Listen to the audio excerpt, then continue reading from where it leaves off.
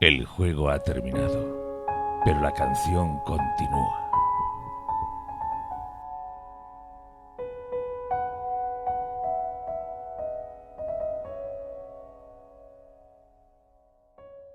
Bienvenidos a La Canción Continúa, el primer podcast en español dedicado a la relectura de Canción de Hielo y Fuego, en el que esta semana analizamos Daenerys 2 de Tormenta de Espadas. Podéis encontrarnos en Patreon, YouTube, iVoox, Spotify y Apple Podcast, y en redes sociales como Twitter, Instagram o TikTok. Yo soy Berta y estoy rodeada, como siempre, por mis fantásticos compañeros. Beatriz, ¿qué tal estás? Hola chicos, ¿qué tal? ¿Cómo estáis? Bueno, pues segundo capítulo de Daenerys de Tormenta. Hasta yo la echaba un poco de menos, porque la verdad es que los capítulos están siendo muy espaciados entre sí, pero yo no recordaba que lo fueran tanto, la verdad. Pero sin duda este es un capítulo que es como la preparación de lo que se vendrá. Sabemos que uno de los capítulos favoritos por el fandom es el de cuando Daenerys pues ejerce vamos a decir, la quemación de cierto esclavista. Pues el que viene antes es este, en el que pues de alguna manera descubrimos algo terrible y la verdad bastante gráfico de cómo funciona el esclavismo en Canción de Hielo y Fuego. Así que bueno, vamos a ver qué tal se lleva la barbarie y cómo la lleva Daenerys. Barbarie es una buena definición. Santi, ¿tú qué tal? Hola chicas, ¿qué tal? ¿Cómo estáis? Pues sí, la verdad es un capítulo muy largo, muy descriptivo, pero que, bueno, nos da pinceladas del por qué pasan todas las cosas que pasan a partir de ahora. Efectivamente, un capítulo que nos pone los pies en Asta por la Bahía de los Esclavos, un lugar en el que permaneceremos durante mucho tiempo con Daenerys Targaryen. Pero vamos a ver, antes de, ¿no?, de que nos lleve esta nueva reina de... próxima reina de Meereen por todo este trayecto, vamos a ver qué nos depara aquí, en Astapor.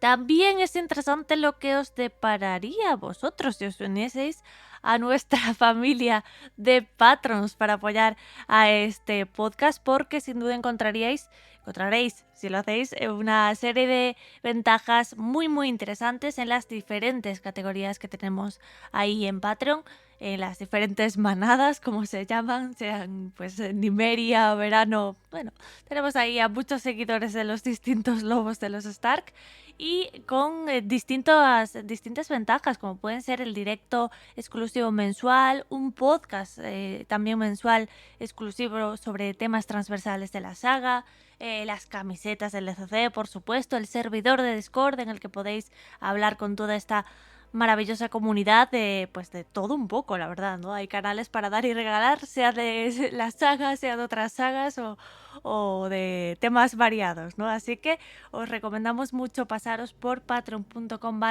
La Canción Continúa para echarle un ojo. Si todavía no lo conocéis, siempre tenéis la alternativa de haceros miembros del canal de YouTube, que también os da acceso a varias de esas ventajas, ¿no? Como puede ser el directo exclusivo o ese mismo servidor de Discord.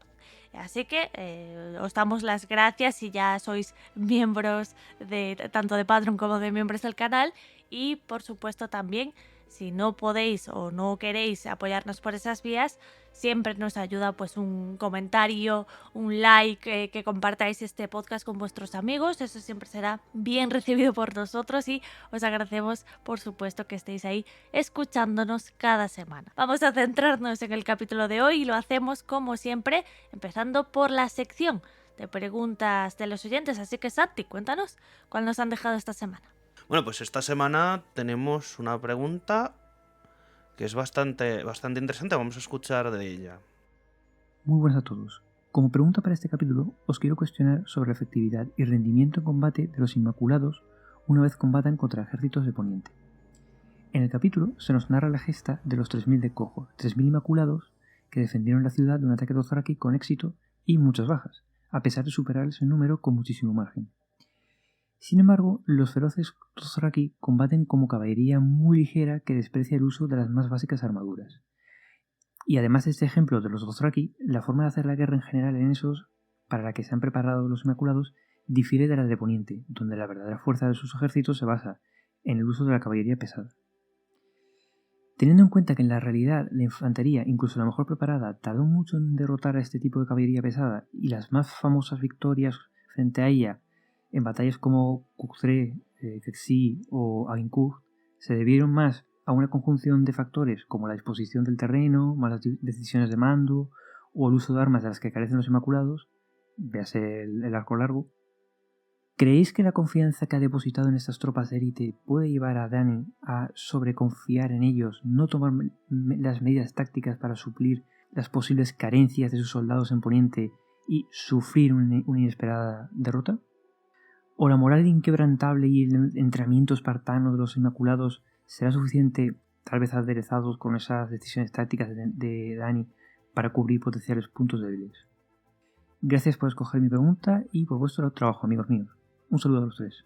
Creo que es complicado porque, de hecho, en la descripción que hacen el amo de los esclavos en este capítulo, nos dice que al final pues los Inmaculados tienen esta disciplina y esta obediencia que no tiene, según él, nada que ver con el valor ni pues con ningún otro tipo de cosa que no sea pues directamente ese entrenamiento tan horrible que les hacen.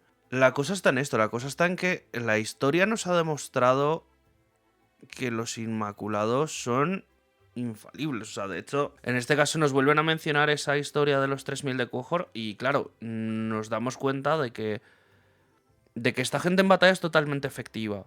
La cosa está en que los ejércitos ponientis, a diferencia de los ejércitos de esos, que en la mayoría de casos son compañías de mercenarios que ya vemos más adelante cuando conozcamos pues a Dario Najaris y a los segundos hijos y a los Cuervos de la Tormenta y a toda esta gente, vamos a ver que no siempre están organizados, que no siempre tienen lealtades y en cambio, en principio, en Poniente los ejércitos pues luchan por su casa, por su continente en ciertos casos y digamos que tienen, según lo que yo he visto, o sea, según lo que yo creo, más estrategia militar.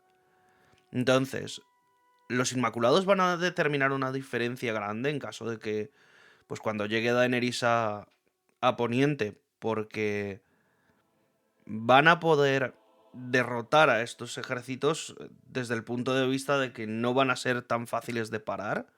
Recordemos, no sienten dolor, no tienen, no están acostumbrados a la versión coherente, por así decirlo, de la guerra. La cosa está en que ellos, y de hecho el amo lo dice, ellos no tienen generales, ellos no, o sea, entiendo yo que la forma de estrategizarlos militarmente no la tienen dada, entre comillas, de casa, pero claro, Daenerys igual va a ir a Poniente muy probablemente con gente que sí que tenga ese tipo de teoría militar en la cabeza.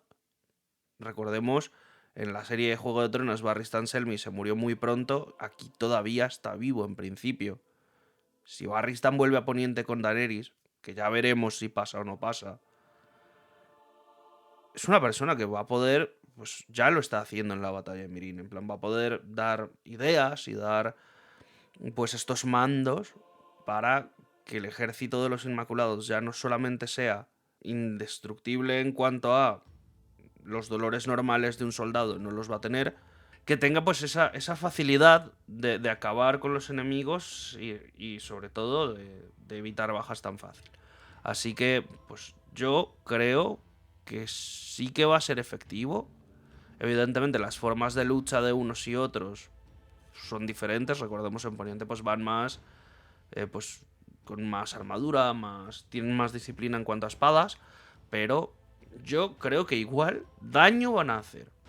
O sea, esta conquista de Daenerys a Poniente va a ser una cosa digna de verse y de comentar esas batallas en el momento en el cual nos toque. Pero bueno, compañeras, ¿vosotras qué pensáis? Vea, cuéntanos. Yo la verdad es que estoy bastante de acuerdo contigo. Yo creo que durante todo el relato se nos está diciendo que va a ser un problema, que si los esclavos, que si los dothrakis, que si no sé qué, reina extranjera, pero creo que a la hora de la verdad va a ser positivo para Daenerys luchar con los Inmaculados.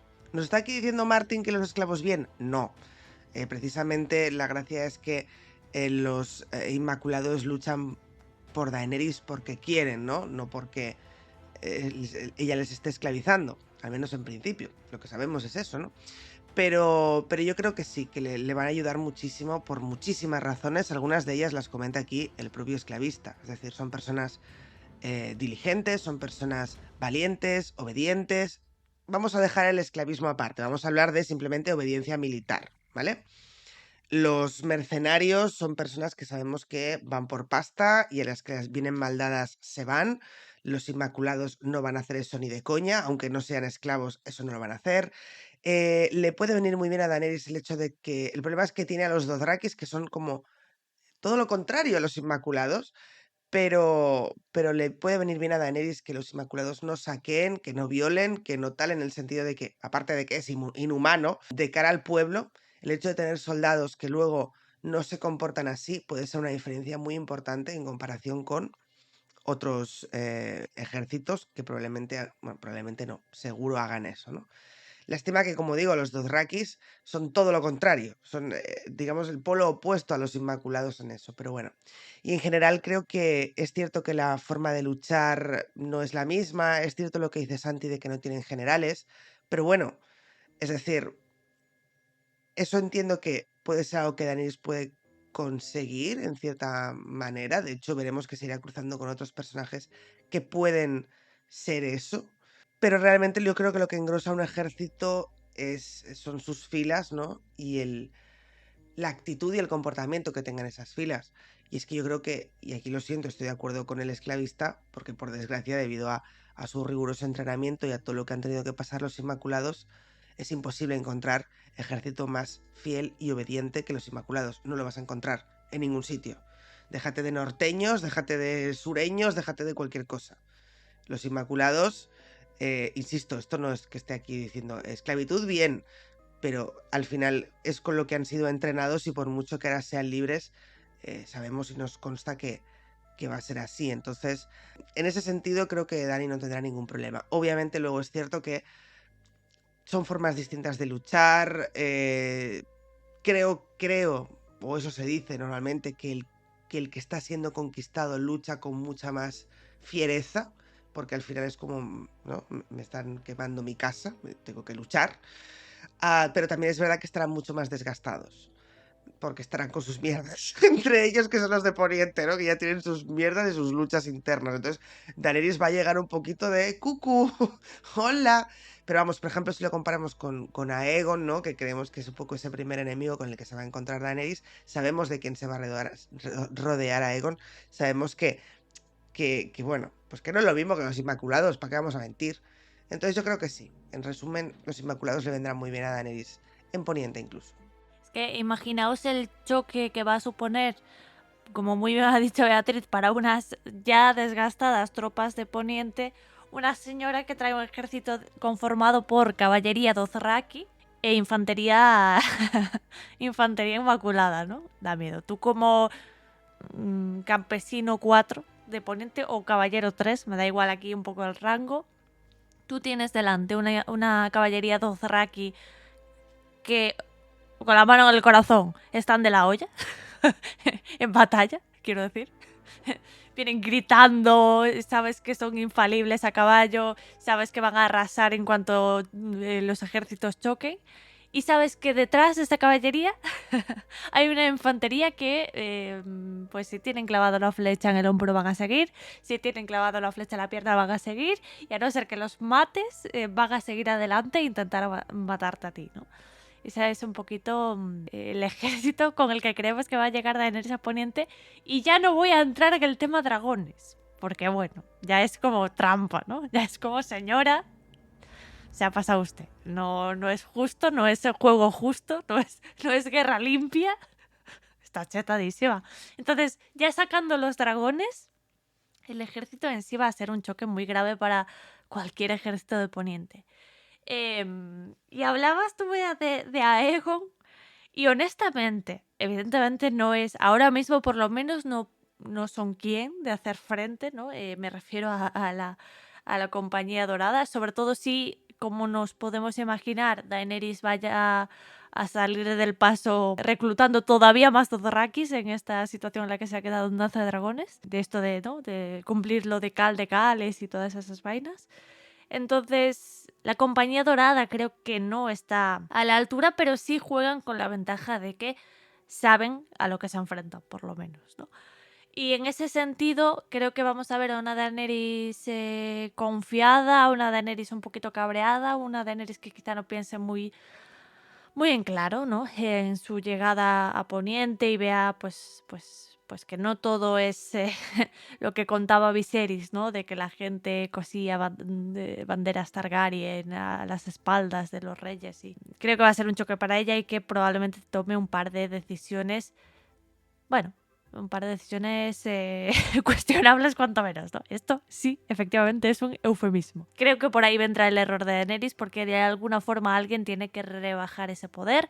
Ya no hablo de los dragones, sino también del ejército en sí. Y quizás a Aegon y la Compañía Dorada, que saben un poquito de qué va la vaina por venir de esos, pues puedan meterle una zancadilla, ¿no?, a toda esta avanzada sin límites que presuponemos que va a tener Daenerys en Poniente. En cuanto a si un ejército, digamos de forma más teórica, ¿no?, si un ejército de Poniente es más o menos eficaz contra los Inmaculados, yo te diría que por la sorpresa, por ahora, son menos. Pero tienen ventajas que no tienen muchísimos ejércitos de esos, como tienden más a la batalla con armadura pesada, ¿no?, que por ejemplo contra los Dothraki les va a venir muy bien. Tienen un estilo de lucha más organizado que muchos de los ejércitos de esos. Los Dothrakis también muchas veces están acostumbrados a no tener que luchar obligatoriamente, ¿no?, por eso de que nadie se quiere enfrentar. No, ya hay costumbre de no me enfrento a esta gente y ya les regalo oro y que sigan por su camino, ¿no? Yo me voy por mi izquierda.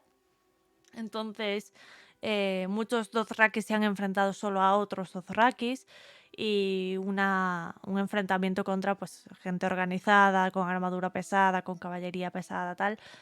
Puede ser diferente. Eso es básicamente, yo creo, lo que tendremos que ver. Pues si no es en Viento, será en Sueño, ¿no? Pero lo tendremos que ver próximamente, y estoy segura de que lo veremos en su esplendor. No van a ser capítulos de batalla curiosos, cuanto menos, cuando lleguemos a ese punto. Aunque le quedan muchas otras batallas por en medio, creo yo, antes de llegar hasta eso. Por ahora volvemos a la actualidad de Tormenta de Espadas y empezamos, como cada semana, por el resumen.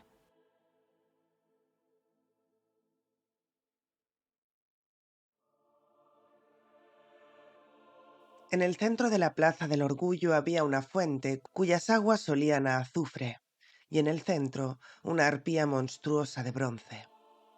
Tenía rostro de mujer, con el pelo dorado y los ojos de marfil, y también de marfil eran los puntiagudos colmillos.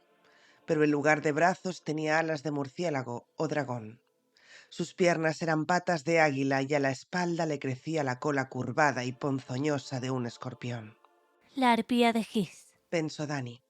El antiguo Gis había caído hacía ya 5000 años por el poderío de la joven Valiria. Hasta el idioma giscario había caído en el olvido. Hablaban el alto valirio o el dialecto en que lo habían convertido. Pero allí todavía perduraba el símbolo del antiguo imperio, aunque aquel monstruo tenía una gruesa cadena. la arpía de Gis tenía un rayo en las garras. Esta es la arpía de Astapor. Dile a la puta de Poniente que mire para abajo. Se quejó el traficante de esclavos Krathnis Monacloth a la niña esclava. Mi mercancía es magnífica. Salta a la vista hasta para los ojos nublados de una salvaje. Krathnis hablaba el alto valirio con mucho acento. Dany comprendió lo suficiente de lo que decía, pero sonrió y miró a la niña con cara inquisitiva. El bondadoso amo Krathnis os pregunta si no os parecen magníficos. La pequeña hablaba la lengua común muy bien para no haber estado nunca en Poniente. No tendría más de 10 años, y su rostro redondo, su piel oscura y ojos dorados denotaban que procedía de Naz. El pueblo pacífico. Todos estaban de acuerdo en que eran los mejores esclavos. Puede que me resulten útiles. Había sido idea de Jorah que hablara solo Dothraki o la lengua común. ¿Qué entrenamiento han recibido? A la mujer de Poniente le gustan, pero no los alaba para que no suba el precio. Desea saber cómo están entrenados. Krathnis Monacloth ladeó la cabeza. Al caminar se sujetaba el tocar con la mano izquierda, mientras que en la derecha llevaba un látigo corto. Serán igual de ignorantes todos los cerdos de Poniente. Todo el mundo sabe que los Inmaculados dominan el arte de la lanza, el escudo y la espada corta. Le dirigió a Dani una amplia sonrisa. Dile lo que haga falta, esclava, y date prisa. Hace mucho calor. Por fin dice algo que no es mentira. Una pareja de esclavas sostenían una marquesina, pero incluso a la sombra Dani se sentía mareada. La plaza del Orgullo llevaba cociéndose al sol desde el amanecer. Pese a las gruesas sandalias, sentía en los pies la temperatura de los adoquines rojos. En cambio, los Inmaculados no daban muestra de sentir calor. Ahí de pie, tan quietos, parece que ellos también son adoquines. Habían hecho salir a 1 millar de ellos para que los inspeccionara. Formaban en 10 filas de 1 centenar de hombres, firmes, con los ojos pétreos clavados al frente. Por única vestimenta llevaban taparrabos blanco y unos yelmos cónicos de bronce. Krathnis les había ordenado despojarse de los cinturones y las túnicas para que pudiera inspeccionar sus cuerpos. Los eligen de jóvenes por su estatura, su velocidad y su fuerza. Empiezan a entrenarse a las 5. Se entrenan todos los días, del amanecer al ocaso, hasta que dominan la espada corta, el escudo y las 3 lanzas. Solo sobrevive 1 de cada 3 chicos. Los Inmaculados dicen que el día que se ganan el casco con la púa es el día que ha pasado lo peor. Ninguna misión será jamás tan dura como el entrenamiento. Krathnis Monacloth inclinaba la cabeza hacia un lado y le daba un golpecito con la punta de la fusta a la niña esclava. Dile que estos llevan ahí de pie un día y una noche, sin comida ni agua. Dile que si lo ordeno se quedarán ahí hasta que caigan, y que cuando 999 se desplomen muertos, el último seguirá de pie sin moverse hasta que la muerte lo llame. Así de valerosos son. Díselo. A mí eso me parece demencia, no valor, comentó Arstan Barbablanca. El anciano no aprobaba la compra de aquel ejército de esclavos. Una reina tenía que escuchar a todos antes de tomar una decisión. Aquel era el motivo por el que Dani lo había llevado. A Ser Jorah Mormont lo había dejado a bordo de la Valerion para que cuidara de su gente y sus dragones. Muy a su pesar, los había tenido que encerrar bajo cubierta. ¿Qué ha dicho el viejo maloliente? Le preguntó el traficante a la traductora.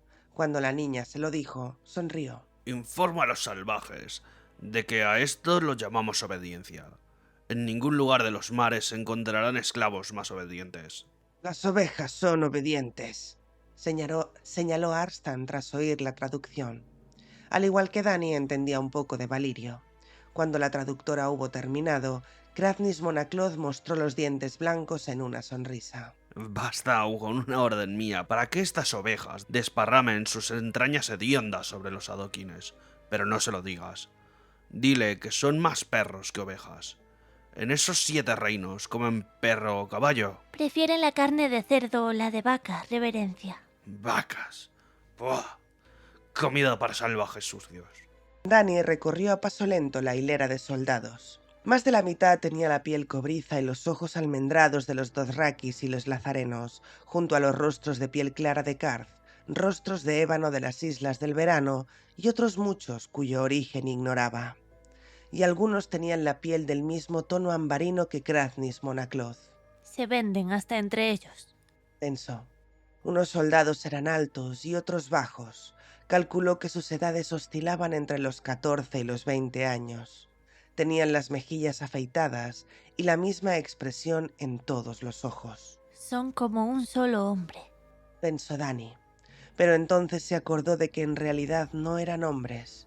Los Inmaculados eran eunucos. ¿Por qué los castráis? Le preguntó a Krathnis a través de la niña. Siempre he oído decir que los hombres enteros son más fuertes. Un toro también es fuerte, pero en la arena de Jociel, una niña de 9 años mató a uno no hace ni 3 días. Dile que los Inmaculados tienen algo mucho mejor que la fuerza.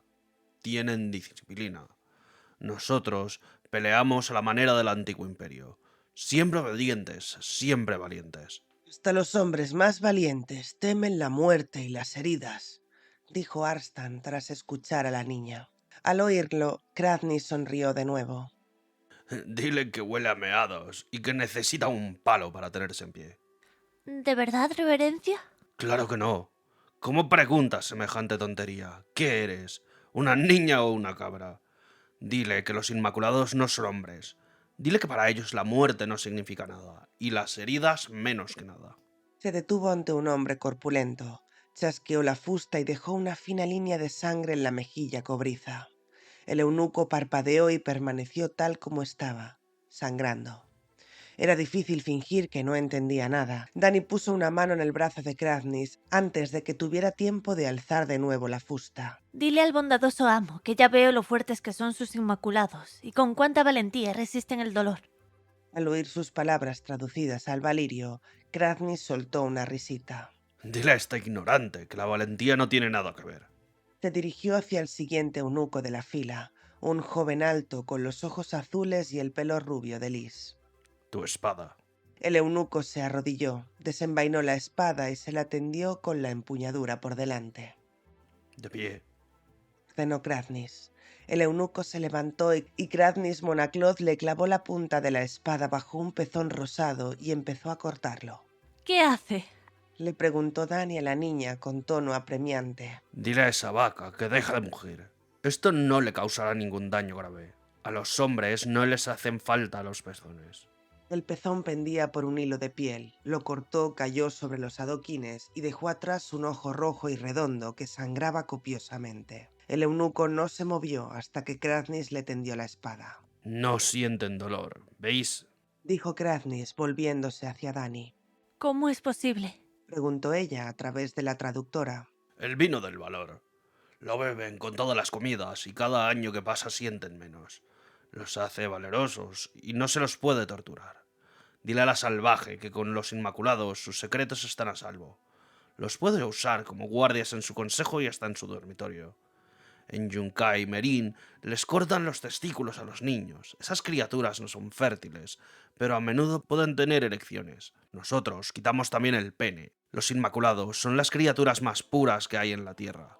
Tengo entendido que en los reinos del ocaso, algunos hombres prestan juramento solemne de mantenerse castos y no engendrar hijos y de vivir únicamente para su deber. Sí, respondió Arstan. Hay órdenes así. Los maestres de la ciudadela, los septones y las septas, las hermanas silenciosas de los muertos, la guardia real y la guardia de la noche. Los hombres no nacieron para vivir de semejante manera.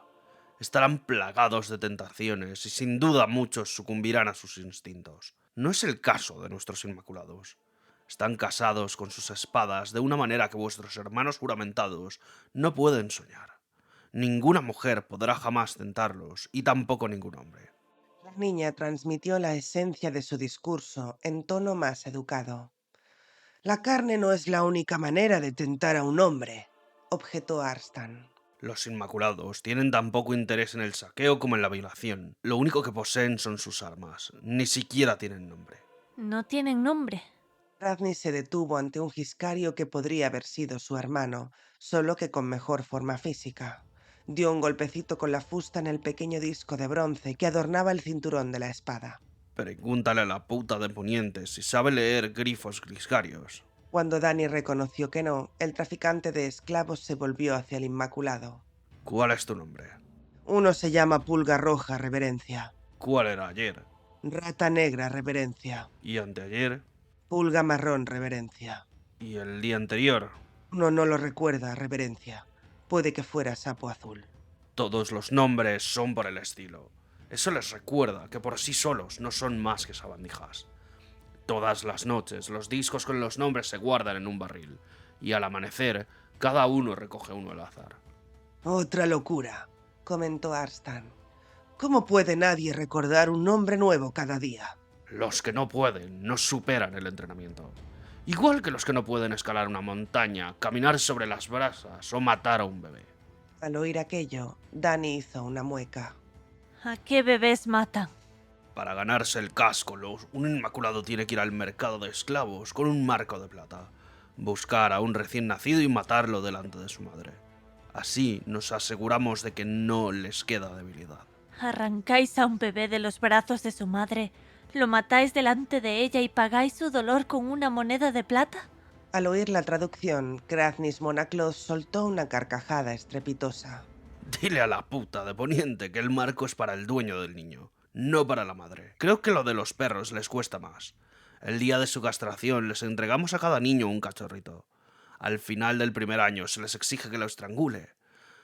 A los que no pueden, los matamos y los echamos de comer a los perros que quedan vivos. Es una buena lección. Astan Barba Blanca golpeteaba con la punta del cayado los adoquines. Toc, toc, toc. Dani lo vio apartar los ojos.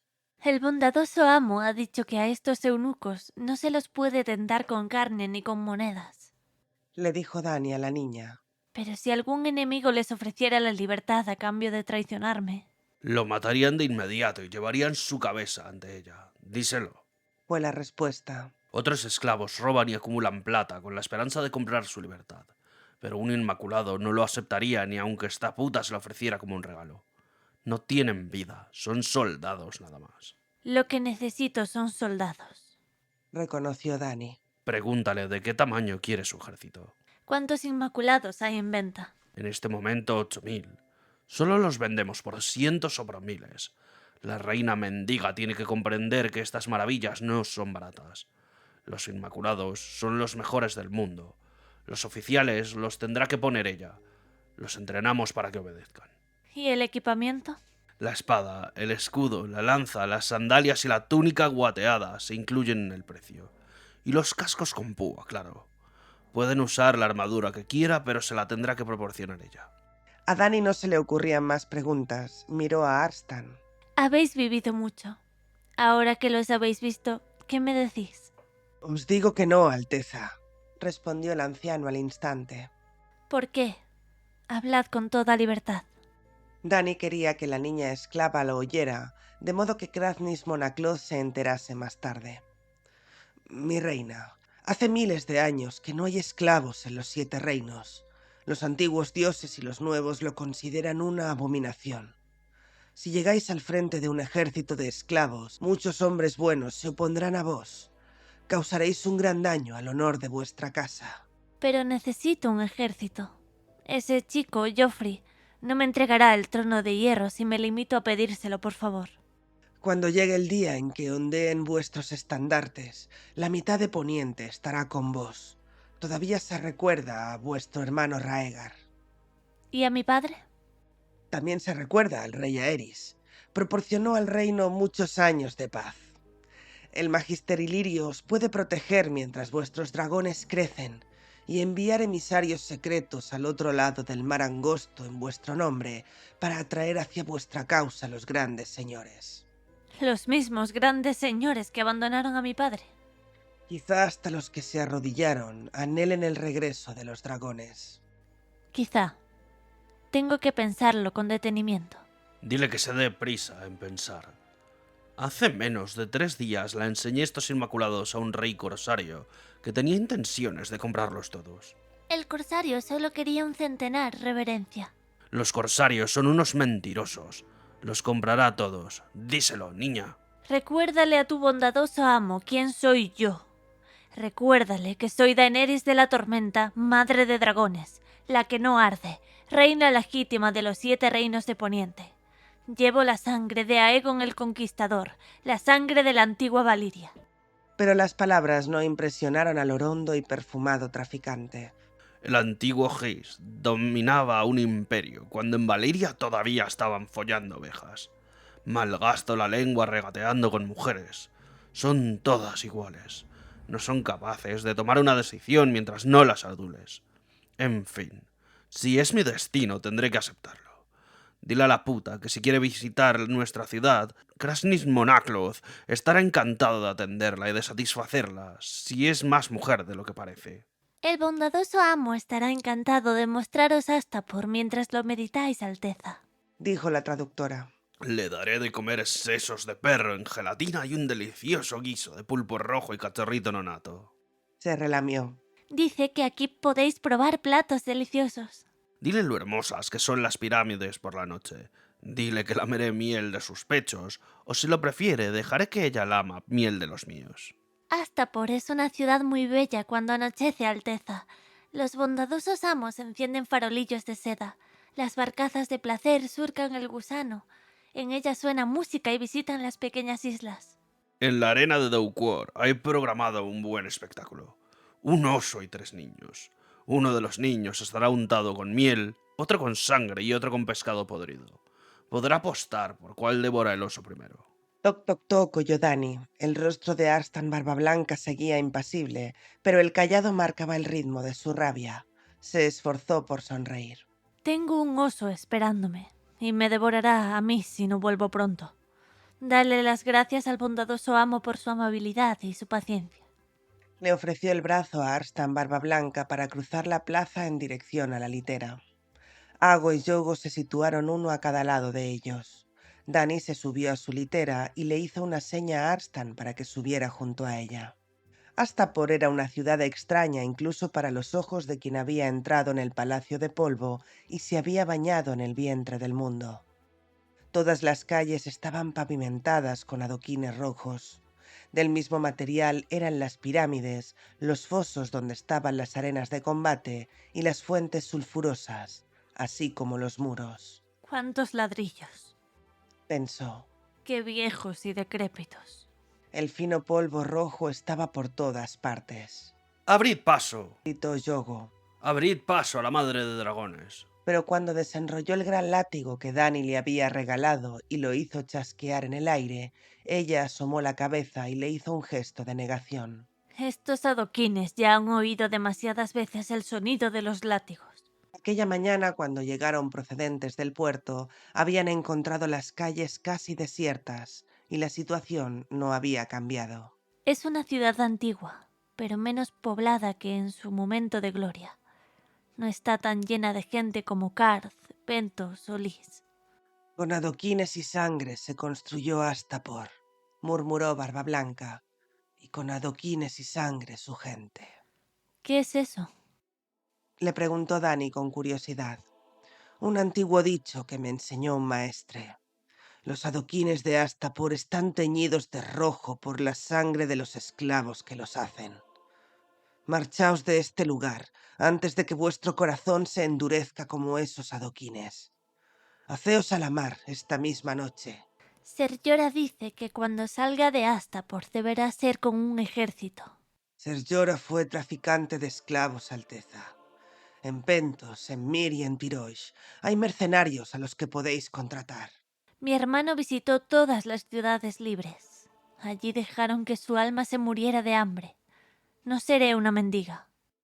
Mejor mendiga que esclavista, dijo Arstan. Solo habla así quien no ha sido ni una cosa ni otra. Dani estaba roja de cólera.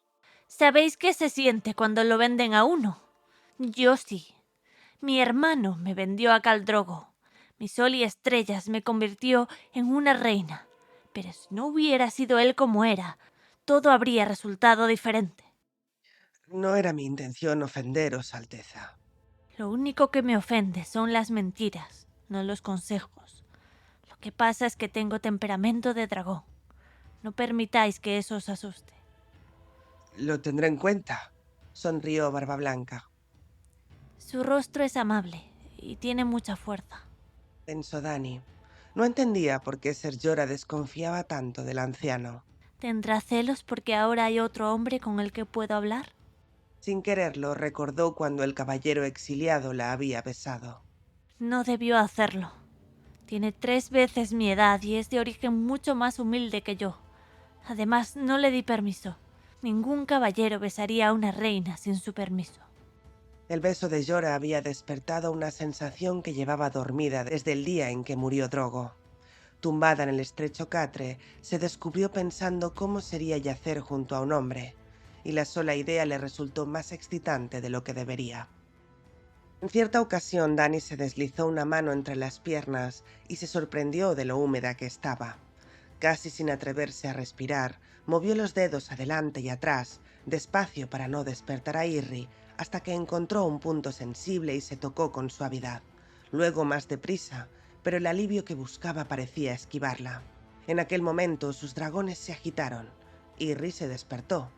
Sin decir nada, la doncella le puso una mano en el seno y le lamió un pezón. La otra mano descendió por la suave curva de su vientre, acarició el monte de fino vello plateado y empezó a trabajar entre los muslos de Dani. Y apenas unos momentos más tarde se le tensaron las piernas y todo su cuerpo se estremeció. Entonces fue ella la que gritó. Irri se limitó a acurrucarse y se durmió nada más terminar. Al día siguiente, todo parecía un sueño. A quien quiero tener es a Drogo, mi sol y estrellas. No a Irri ni a Ser Llora, solo a Drogo. Creía que aquellos sentimientos habían muerto con él, pero un beso traicionero los había resucitado. No debería haberme besado.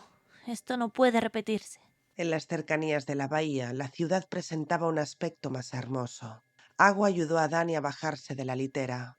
Ser Jorah Mormont la estaba esperando. Alteza, los traficantes de esclavos han venido. Eran 3, acompañados por una docena de escribas y otros tantos esclavos. Han recorrido nuestras bodegas, tomado nota de todo lo que teníamos. ¿Cuántos sombras tienen en venta? Ninguno.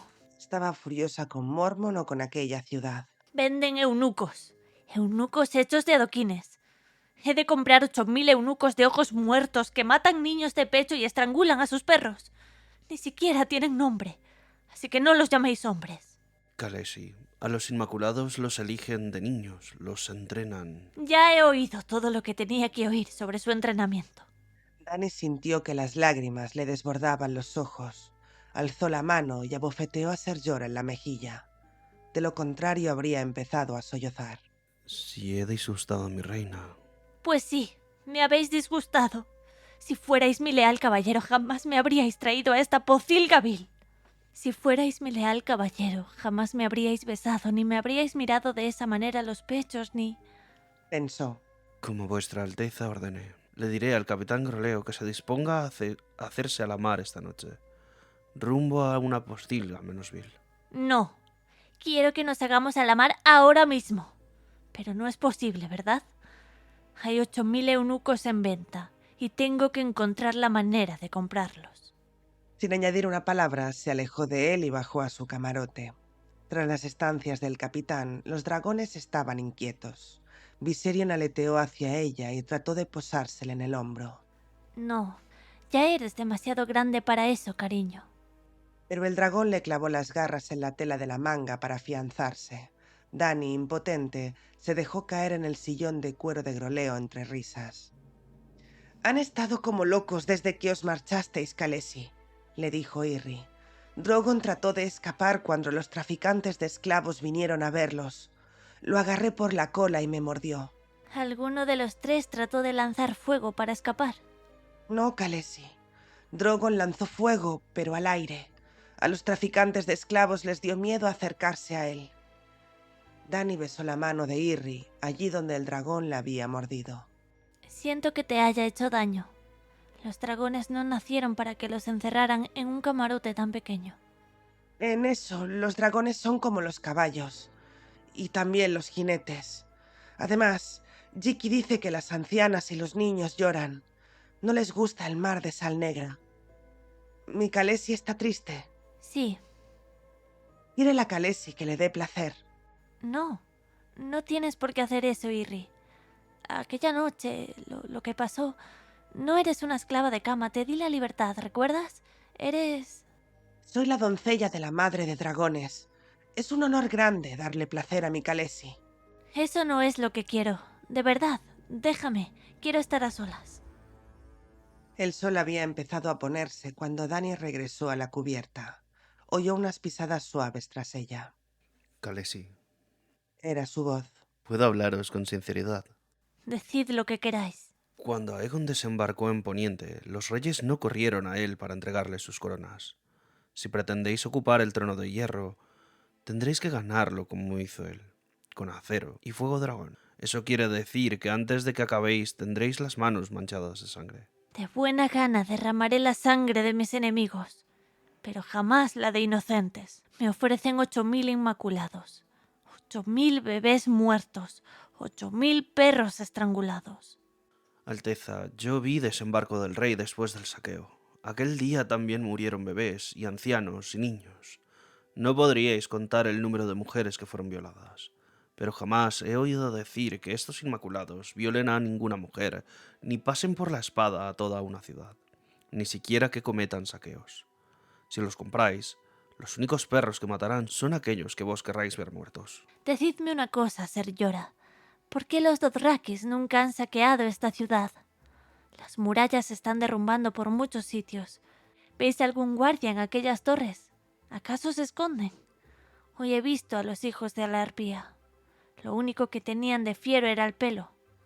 Decidme, pues, cómo es que esa arpía horrorosa no está en el camino de dioses de Baez Dothrak. Tenéis el ojo perspicaz de un dragón, Khaleesi. Salta a la vista. Quiero una respuesta, no un cumplido. Hay dos motivos. Los valientes defensores de Astapor son pura paja. Es verdad. Nombres antiguos y monederos rebosantes que se disfrazan con látigos giscarios para hacer como si todavía dominaran un vasto imperio. Todos y cada uno de ellos son oficiales de alto rango. En los días festivos significan batallas en la arena para demostrar que son grandes comandantes. Pero los que mueren son los eunucos. Da lo mismo, cualquier enemigo que quiera saquear Astapor sabe que tendría que enfrentarse a los Inmaculados. Los traficantes de esclavos pondrían a toda la guarnición a defender la ciudad. Los Dothrakis no han cabalgado contra los Inmaculados desde que se dejaron las trenzas en las puertas de Qohor. ¿Cuál es el segundo motivo? ¿Quién querría atacar a Astapor? Mirin y Yunkai son ciudades rivales, pero no enemigas. La maldición acabó con Valiria. Todos los habitantes de las zonas remotas del este son giscarios y más allá de las colinas se extiende la Sar. Los hombres cordero, como los llaman los Dothraki, no son nada propensos a la guerra. Sí, pero al norte de las ciudades de los esclavos está el mar Dothraki, y hay 2 docenas de Khals poderosos que disfrutan saqueando ciudades y llevándose sus habitantes como esclavos. ¿Y a dónde los iban a llevar? ¿De qué sirven los esclavos si uno mata a los traficantes? Valiria ya no existe. Kard está más allá del desierto rojo y las 9 ciudades libres están a muchas miles de leguas hacia el oeste. Y podéis estar segura de que los hijos de la arpía son generosos con todos los Khals que pasan por aquí, igual que los magísteres de Pentos, de Norvos y de Mir. Saben muy bien que si organizan festivales para los señores de los caballos y les hacen regalos, seguirán su camino. Es más barato que luchar y el resultado es mucho más seguro. Más barato que luchar. Pensó Dani. Ojalá para ella las cosas pudieran ser así de sencillas. Qué maravilloso sería llegar a desembarco del rey con sus dragones y pagarle un cofre de oro al niño rey, a Joffrey, para que se marchara. Khaleesi, Insistió Ser Jorah cuando su silencio se prolongó demasiado. Le posó la mano en un codo. Dani se la sacudió. Viserys habría comprado tantos inmaculados como hubiera podido pagar. Pero en cierta ocasión me dijisteis que yo era como Rhaegar. lo recuerdo, Daenerys. Alteza. Le corrigió. El príncipe Rhaegar iba a la batalla al frente de hombres libres, no de esclavos. Barba Blanca dice que armaba a sus escuderos en persona y obligaba a muchos otros caballeros a hacer lo mismo. No había mayor honor que recibir el rango de caballero del príncipe de Rocadragón. Decidme, pues, cuando tocaba el hombro de un hombre con su espada, ¿qué le decía? ¿Ve y mata al débil o ve y defiéndelo? Todos aquellos valientes de los que hablaba Viserys, los del tridente, los que murieron bajo nuestros estandartes de dragones, ¿dieron la vida porque creían en la causa de Rhaegar o porque los había comprado con monedas? Y se volvió hacia Mormont, cruzó los brazos y esperó la respuesta. Mi reina, Respondió el hombretón con voz pausada. todo lo que decís es verdad, pero en el tridente, Rhaegar perdió. Perdió la batalla, perdió la guerra, perdió el reino y perdió la vida. Las aguas del río se llevaron su sangre, junto con los rubíes de su coraza.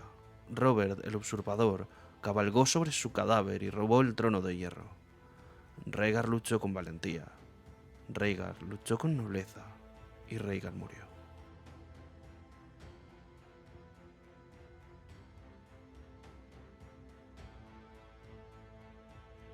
Por fin pisamos la bahía de los esclavos, o quizá deberíamos decir por desgracia, ya estamos en este horrible lugar. Martin se esmera en que nos resulte espantoso. Y es el primer encuentro que tenemos con esta bahía de los esclavos en la que nos quedaremos por mucho tiempo con Daenerys Targaryen y en la que, bueno, ya es un poquito meme, ¿no? Tanto en la comunidad de este podcast como en general de que el fandom de Canción de Hielo y Fuego, la cantidad de nombres complicados que escucharemos a partir de ahora por este nuevo idioma que se nos introduce aquí en la Bahía de los Esclavos, que son, recordemos, estos herederos del antiguo imperio de Gis, así que podemos preguntarnos pues cómo cuando nos enfrentamos a estas nuevas culturas en nuestras sagas como autores, cómo podemos introducir estas lenguas extranjeras y que el lector pues no se vuelva loco en el proceso. Pues sí, la verdad, porque sí que es cierto que Martin, a diferencia de, por ejemplo, autores como Tolkien, sí que nos habla de idioma extranjero y nos habla de distintos idiomas. Tenemos el valirio, o el nuevo valirio, el antiguo valirio, tenemos el dothraki, tenemos el ponienti, y son idiomas que de alguna manera se nos dice constantemente de que son distintos los unos de los otros, pero realmente nosotros cuando los leemos en nuestra lengua, en nuestro idioma, ¿no? Entonces, ¿cómo podemos hacer que estas lenguas estén presentes? Porque muchas veces nos interesa para crear de alguna manera un poco de variedad cultural y a la vez que sea entendible, como dice Berta ahora, para el lector y que el lector no se vuelva loco. Lo primero que debéis saber es que no hay una respuesta correcta a esto, lo siento muchísimo. Siempre vais a tener problemas o siempre se va de alguna manera a anular un poco la suspensión de incredulidad, ¿no? La suspensión de incredulidad es el salto de fe que hace el lector con nosotros para creerse lo que le estamos contando. ¿Qué pasa? Que obviamente aquí se nos dice, por ejemplo, que se hablan dos idiomas distintos. Se habla el valirio con acento de Astapor y se habla la lengua común o el dothraki, ¿no? Dice que en principio se habla generalmente la lengua común, pero quizás hasta la propia Daenerys esté hablando en dothraki con sus hombres, ¿no? Con sus jinetes de sangre. Entonces, ¿cómo lo hacemos? Hay varias opciones. Una es la que se ha utilizado en este capítulo, que es a través de un traductor. Pero supongo que también os habréis dado cuenta que a veces resulta un poquito engorroso. Si no fuera porque está Missandei, que es un personaje que después cobrará importancia, imaginaos que Missandei fuera un NPC que no volviera a salir, simplemente una esclava traductora y ya está, hubiera sido engorroso, porque todo el rato tenemos que estar en las acotaciones diciendo, le respondió cuando la niña le tradujo, o cuando la niña habló, ella respondió, ¿no? Es como que siempre hay ese puente que es Missandei y es esa niña que traduce para dejarle claro al lector que entre estos dos personajes no se están entendiendo. Aunque bueno, sabemos que Daenerys sí que lo entiende, ¿no? Pero que está fingiendo. Entonces siempre hay que pasar el peaje del traductor. Puede ser interesante en momentos concretos, pero os habréis dado cuenta que momentos como el de Missandei no ocurren demasiadas veces, porque como digo es engorroso y es pesado, tanto para el escritor como para el lector.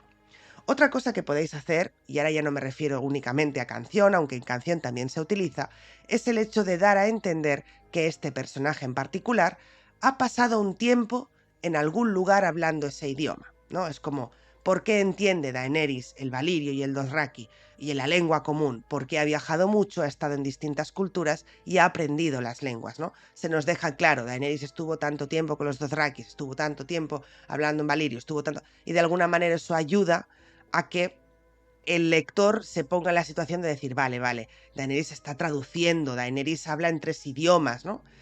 Esto lo podéis aplicar también a historias reales, las típicas veces en las que un personaje estuvo 6 meses estudiando español en la universidad, o estuvo 3 años destinado a Colombia, o su mujer es peruana, ¿no? Y de alguna manera eso nos da a entender que conoce el español, por ejemplo, en el caso de que queráis introducir un personaje que sea, yo qué sé, japonés, me da igual, ¿no? De esta forma también justificamos que el personaje abre otra lengua. Y la última, que también la utiliza Martin, y que quizás es un poco la más patillera, pero que nosotros como, sobre todo como lectores hispanohablantes, estamos muy acostumbrados, es a que simplemente lo escribamos en español y punto. Es decir, sí dejamos claro qué lengua es en cada caso, pero no nos preocupamos en tener que estar buscando cómo se dice esto en japonés o teniendo que introducir ciertas palabras en valirio o ciertas palabras en dothraki. todo lo ponemos en español para que el lector lo entienda y así no resulte tan engorroso. Eso sí, siempre dejando claro en qué idioma se habla en cada caso, como hace Martin en este capítulo. Por último, y esto creo que es lo más importante de todo, no importa si hacéis una obra de fantasía, no importa si hacéis una obra de ciencia ficción, realista, da igual.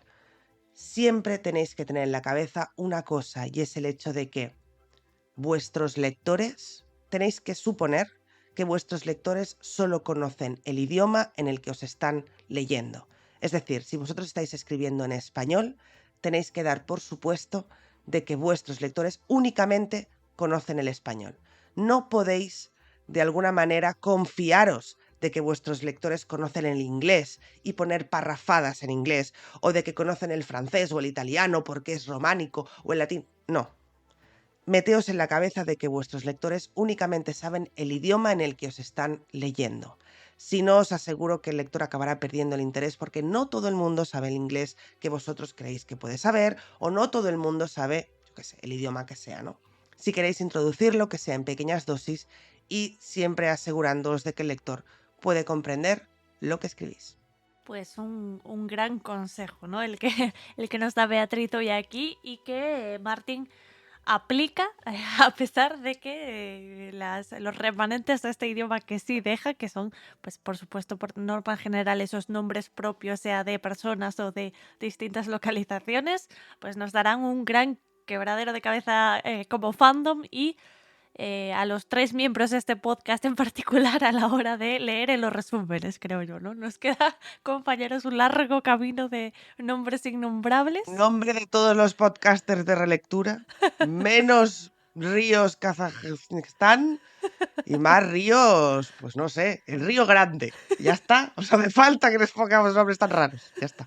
Esa era la reivindicación que venía a hacer hoy aquí. Aquí el bondadoso Amo Kraznis es solo el primero de muchísimos más, ¿no? Así que los tendremos que preparar para todos estos nombres que se vienen, pero por fortuna, pues a la hora de hablar, pues Martin lo hace, ¿no? Lo escribe en inglés y por lo tanto nosotros lo tenemos aquí en español y damos gracias por ello, ¿no? No tener que tener a mano un diccionario Giscari español, ¿no?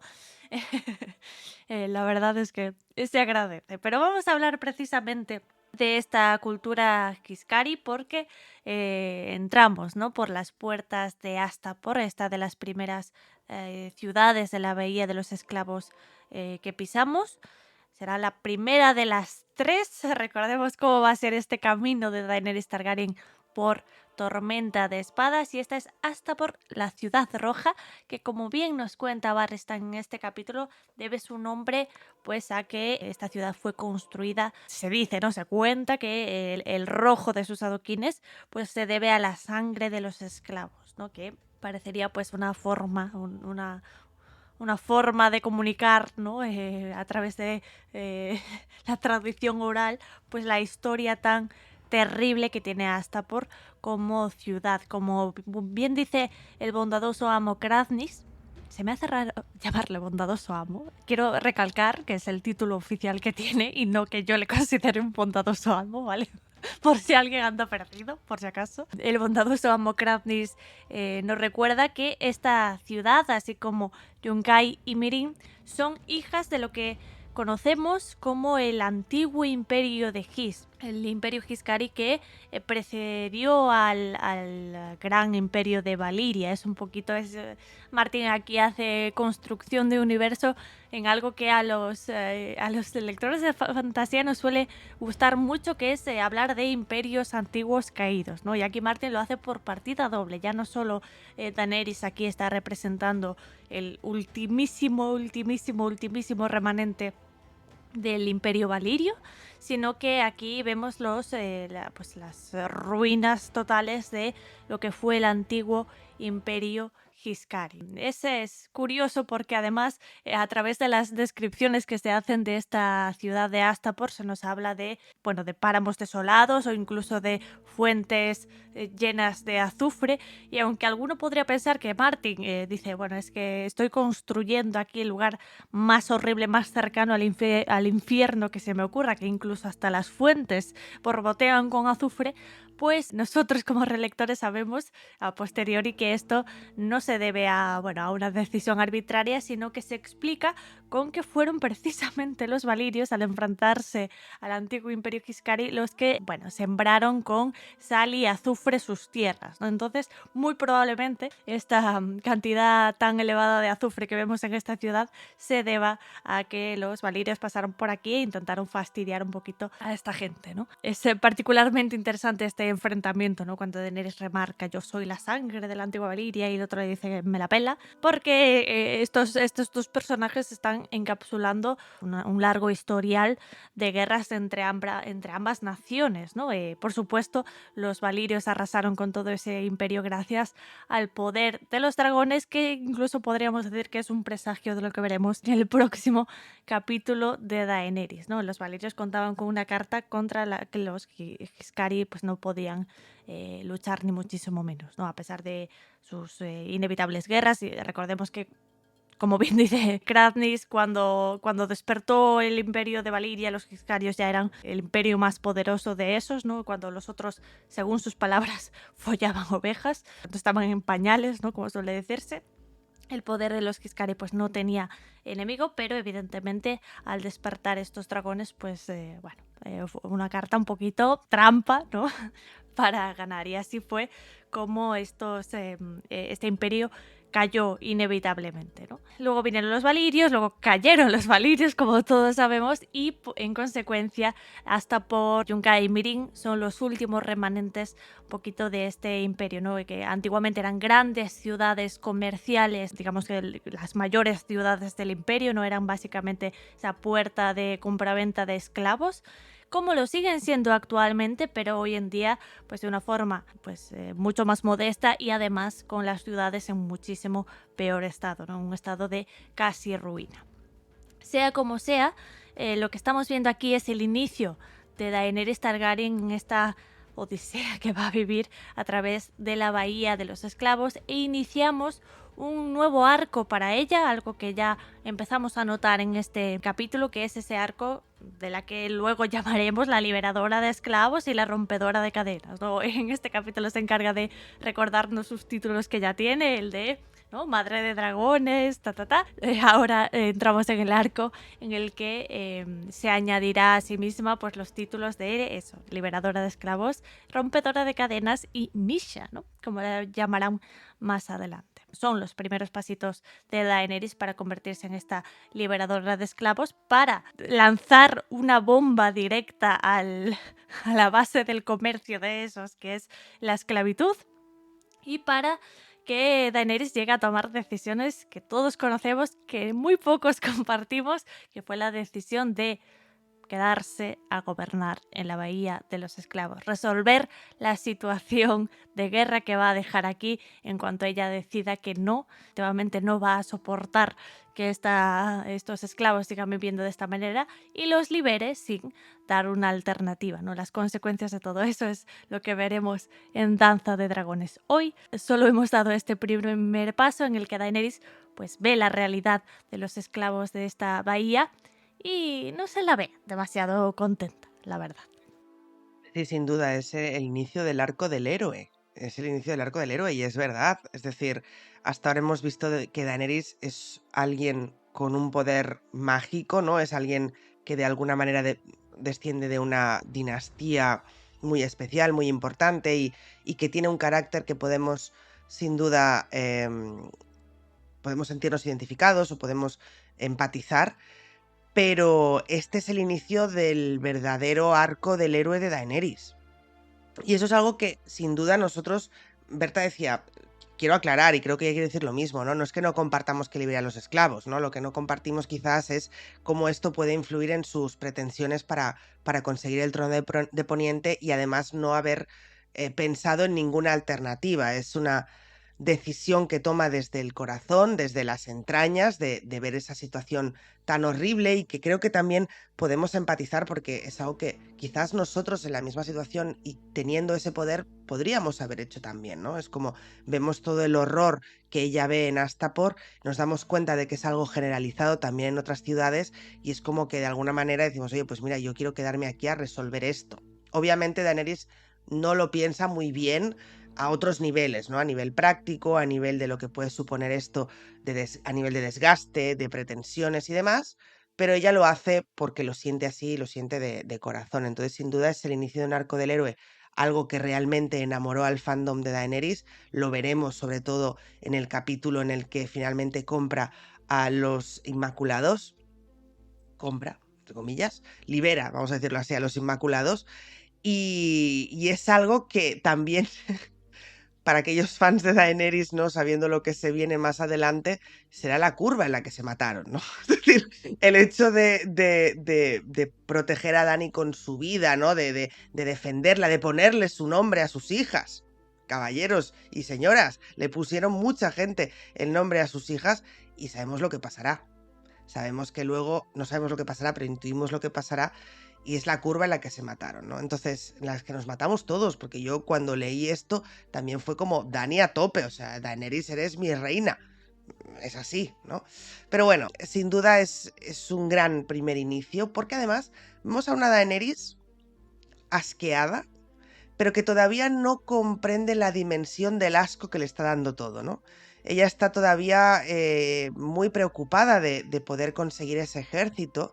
Es cierto que cuando llega al barco está enfadada, está molesta, todavía no sabe, de hecho, no sabe si está más enfadada con Jorah, con la ciudad, qué está pasando, se siente muy asqueada y muy mal y todavía no es consciente porque yo creo que todavía no ha podido asimilar todo lo que acaba de ver, ¿no? Está como en un estado, no sé si de shock, pero bastante, ¿no? Impactada por lo que acaba de pasar y creo que eso es algo que ella va a ir madurando y macerando a lo largo de estos capítulos hasta tomar la decisión final de, oye, mira, lo del trono de hierro puede esperar, por decirlo así, ¿no? Y esto es algo impactante para un personaje que de momento su objetivo principal ha sido el trono de hierro. ¿Que lo seguirá siendo? Sí, pero sin duda hay algo en su camino que ha hecho que se replantee eso hasta el punto de retrasarlo, ¿no? Además, por supuesto, de que necesita más ejércitos, que sus dragones crezcan, etcétera, etcétera, ¿no? Pero es muy interesante el giro que da aquí el personaje. Entiendo que haya muchos fans que esto lo alcemos un poco una ceja, porque de repente es como si el autor nos cambiara el rumbo, ¿no? Y nos cambiara el objetivo del personaje, y eso es algo que a veces puede ser difícil de entender. Luego tampoco lo arregla mucho con el nudo de Meereen, no vamos a engañarnos, pero en este punto es un cambio fantástico para un personaje como Daenerys que estaba muy enfocada en sus pretensiones y de repente mira a su alrededor y se da cuenta de que igual hay cosas más importantes que sus pretensiones, al menos en este punto, ¿no? Entonces es muy muy interesante este momento para Daenerys. Se nota mucho el choque, ¿no? El choque que supone para ella conocer esta realidad, porque digamos que ella ya ha conocido la esclavitud, de hecho la ha conocido de primera mano, como le dice a Barristan, ¿no? Ella misma fue vendida, ella conoce cómo funciona la esclavitud de mano de los Dothrakis, ella ha visto la esclavitud de otras personas en los mercados de las distintas ciudades que ha visitado, por supuesto, reconoce los esclavos no esclavos de Pentos, que allí no es legal, pero, ¿no? Quiero decir, la esclavitud no era ajena para Daenerys hasta este punto, porque básicamente porque en toda eso está pues, normalizada la esclavitud, ¿no? Está a la orden del día. Y lo que sí choca, lo que sí supone este shock es la brutalidad de este entrenamiento del que ahora hablaremos, ¿no? De los Inmaculados, que ya dice, vale, aquí hay límites que se han sobrepasado para el entendimiento de cualquier ser humano y esto no se puede soportar. Pues como es lógico, ¿no? La misma reacción que tenemos nosotros lectores al leer todo lo que pasa a esta gente. Lo que me parece interesante es cómo ella aquí, de alguna forma, por su enfado, como bien ha dicho Beatriz, por su enfado, además Martin se empeña en describirnos todo, ¿no? En plan, hace mucho calor, la ciudad es desagradable, es calurosa y azufre por todas partes, los niños que hay por la calle, la gente que está sufriendo por la calle, los inmaculados, todo es horrible, ¿no? Y Daenerys está incomodísima, no puede más y encima está escuchando a este señor insultarla y no sé qué. Todo es horrible, ella está como muy frustrada con la situación, está en shock por lo que está escuchando, pero poquito a poco debajo de todo esto parece que ya va macerando la idea de lo que hará en el capítulo que viene, ¿no? Porque tira un par de preguntitas rollo, ¿y si viene alguien? ¿No? Y les promete la libertad, me desobedecerían, ¿no? Y el otro, sí, matarían al no sé qué.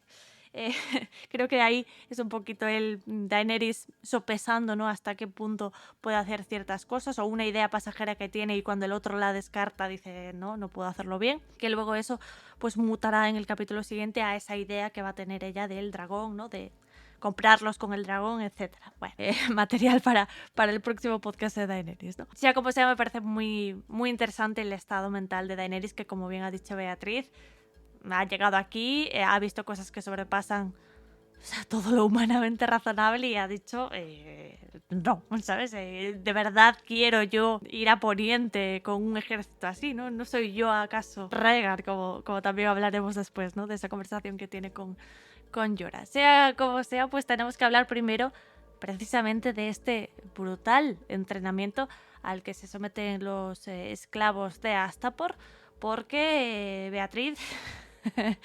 el bondadoso amo Kraznys pues no deja detalle para que no nos deja un detalle guardado para que nosotros tengamos algún tipo de simpatía, ni muchísimo menos. El bondadoso amo Kraznys se recrea lo más grande en todo lo posible, es decir, lo comentábamos antes, ¿no? Cuando estábamos leyendo el resumen fuera de micro, hasta qué punto Martin refleja todo esto y hasta qué punto quizás hasta se pasa un poco, y quiero explicarme, ¿vale?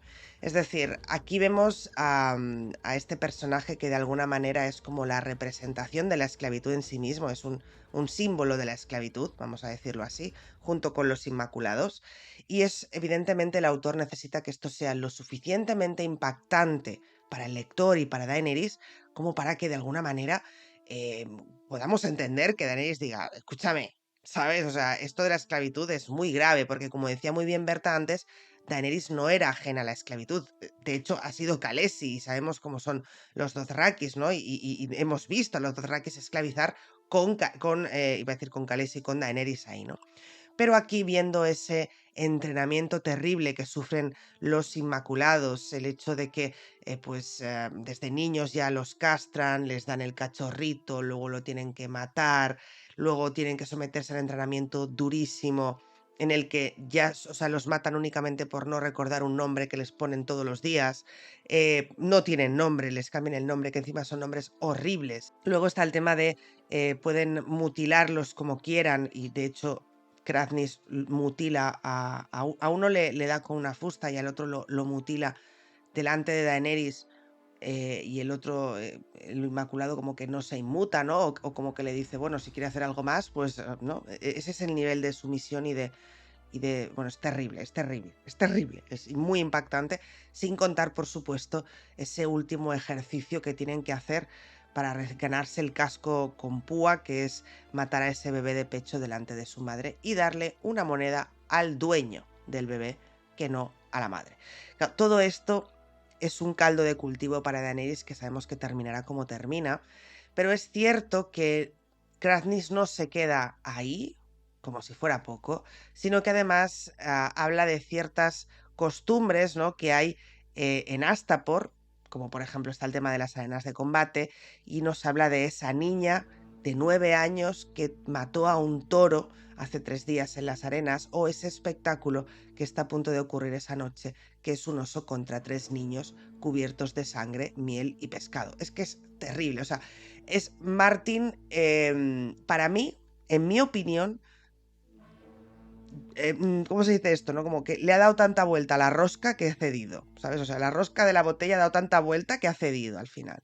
es para mí demasiado. No porque sea demasiado desagradable, no porque ahora yo sea aquí una persona que no soporta leer según qué cosas, ni muchísimo menos, ni muchísimo menos. Soy una persona que ha leído estas cosas, quiero decir, no va por ahí el tema. Simplemente creo que antes os hablaba de la suspensión de incredulidad y creo que aquí ocurre un poco esto. Hay cierta suspensión de incredulidad. Hay, quizás no tanto, o también, pero quizás no tanto porque eso ocurra en Astapor, sino porque eso deba ser mencionado en este capítulo todo. ¿No? Es como que Martin dice, todas las prácticas aborrecibles que hacen, o casi todas que hacen en Astapor, las voy a poner en un diálogo.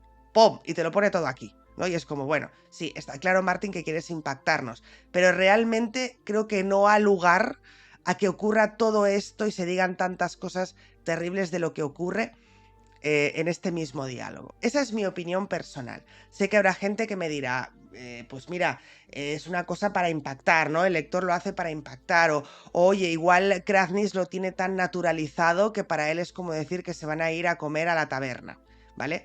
Pero no estoy tan de acuerdo con eso porque aunque Kraznys lo tenga naturalizado, está delante de una posible compradora que está claro que le interesa, porque si no le hubiera dicho, mira, hasta luego, Mari Carmen, le interesa y ve que está escandalizada, ¿no? Entonces es como, por mucho que quiera burlarse de ella, sabe con quién está tratando y aún así no le importa decir pues las cosas que dice, ¿no? Entonces es como que yo tengo ciertas dudas de si Martin aquí lo que quiso fue de alguna manera pasarse de la rosca a posta para crear ese impacto, para de alguna manera reflejar cómo es hasta por a golpe, no sé cómo se dice esto en castellano, de un vistazo.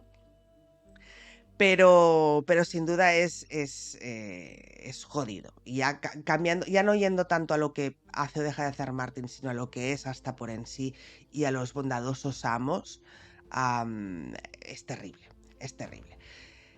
Sí que es cierto que Martin utiliza la treta del Alto Valirio, ¿no? Para intentar que poder contarnos al lector todas las barbaridades que se hacen en Astapor sin que Daenerys se entere. Pero aquí Martin también yo creo que se hace un poco la zancadilla a sí mismo, porque al escribirlo tal cual, aunque lo dice el bondadoso amo, ella se entera perfectamente de lo que pasa porque tenemos a nuestra queridísima Missandei que nos sirve de traductora. Vea, pero lo de las arenas de combate no se lo dice Missandei, le dice que hay grandes espectáculos. Sí, es lo único. Pero, por ejemplo, el tema de la niña y el toro, por poneros otro ejemplo, sí aparece. Lo de la sangre en los adoquines sí aparece. Entonces es como Martin diciendo, vale, he hecho una lista, una checklist de todo lo horrible que hacen en Astapor. ¿Cómo lo meto todo en un capítulo? ¿Sabes?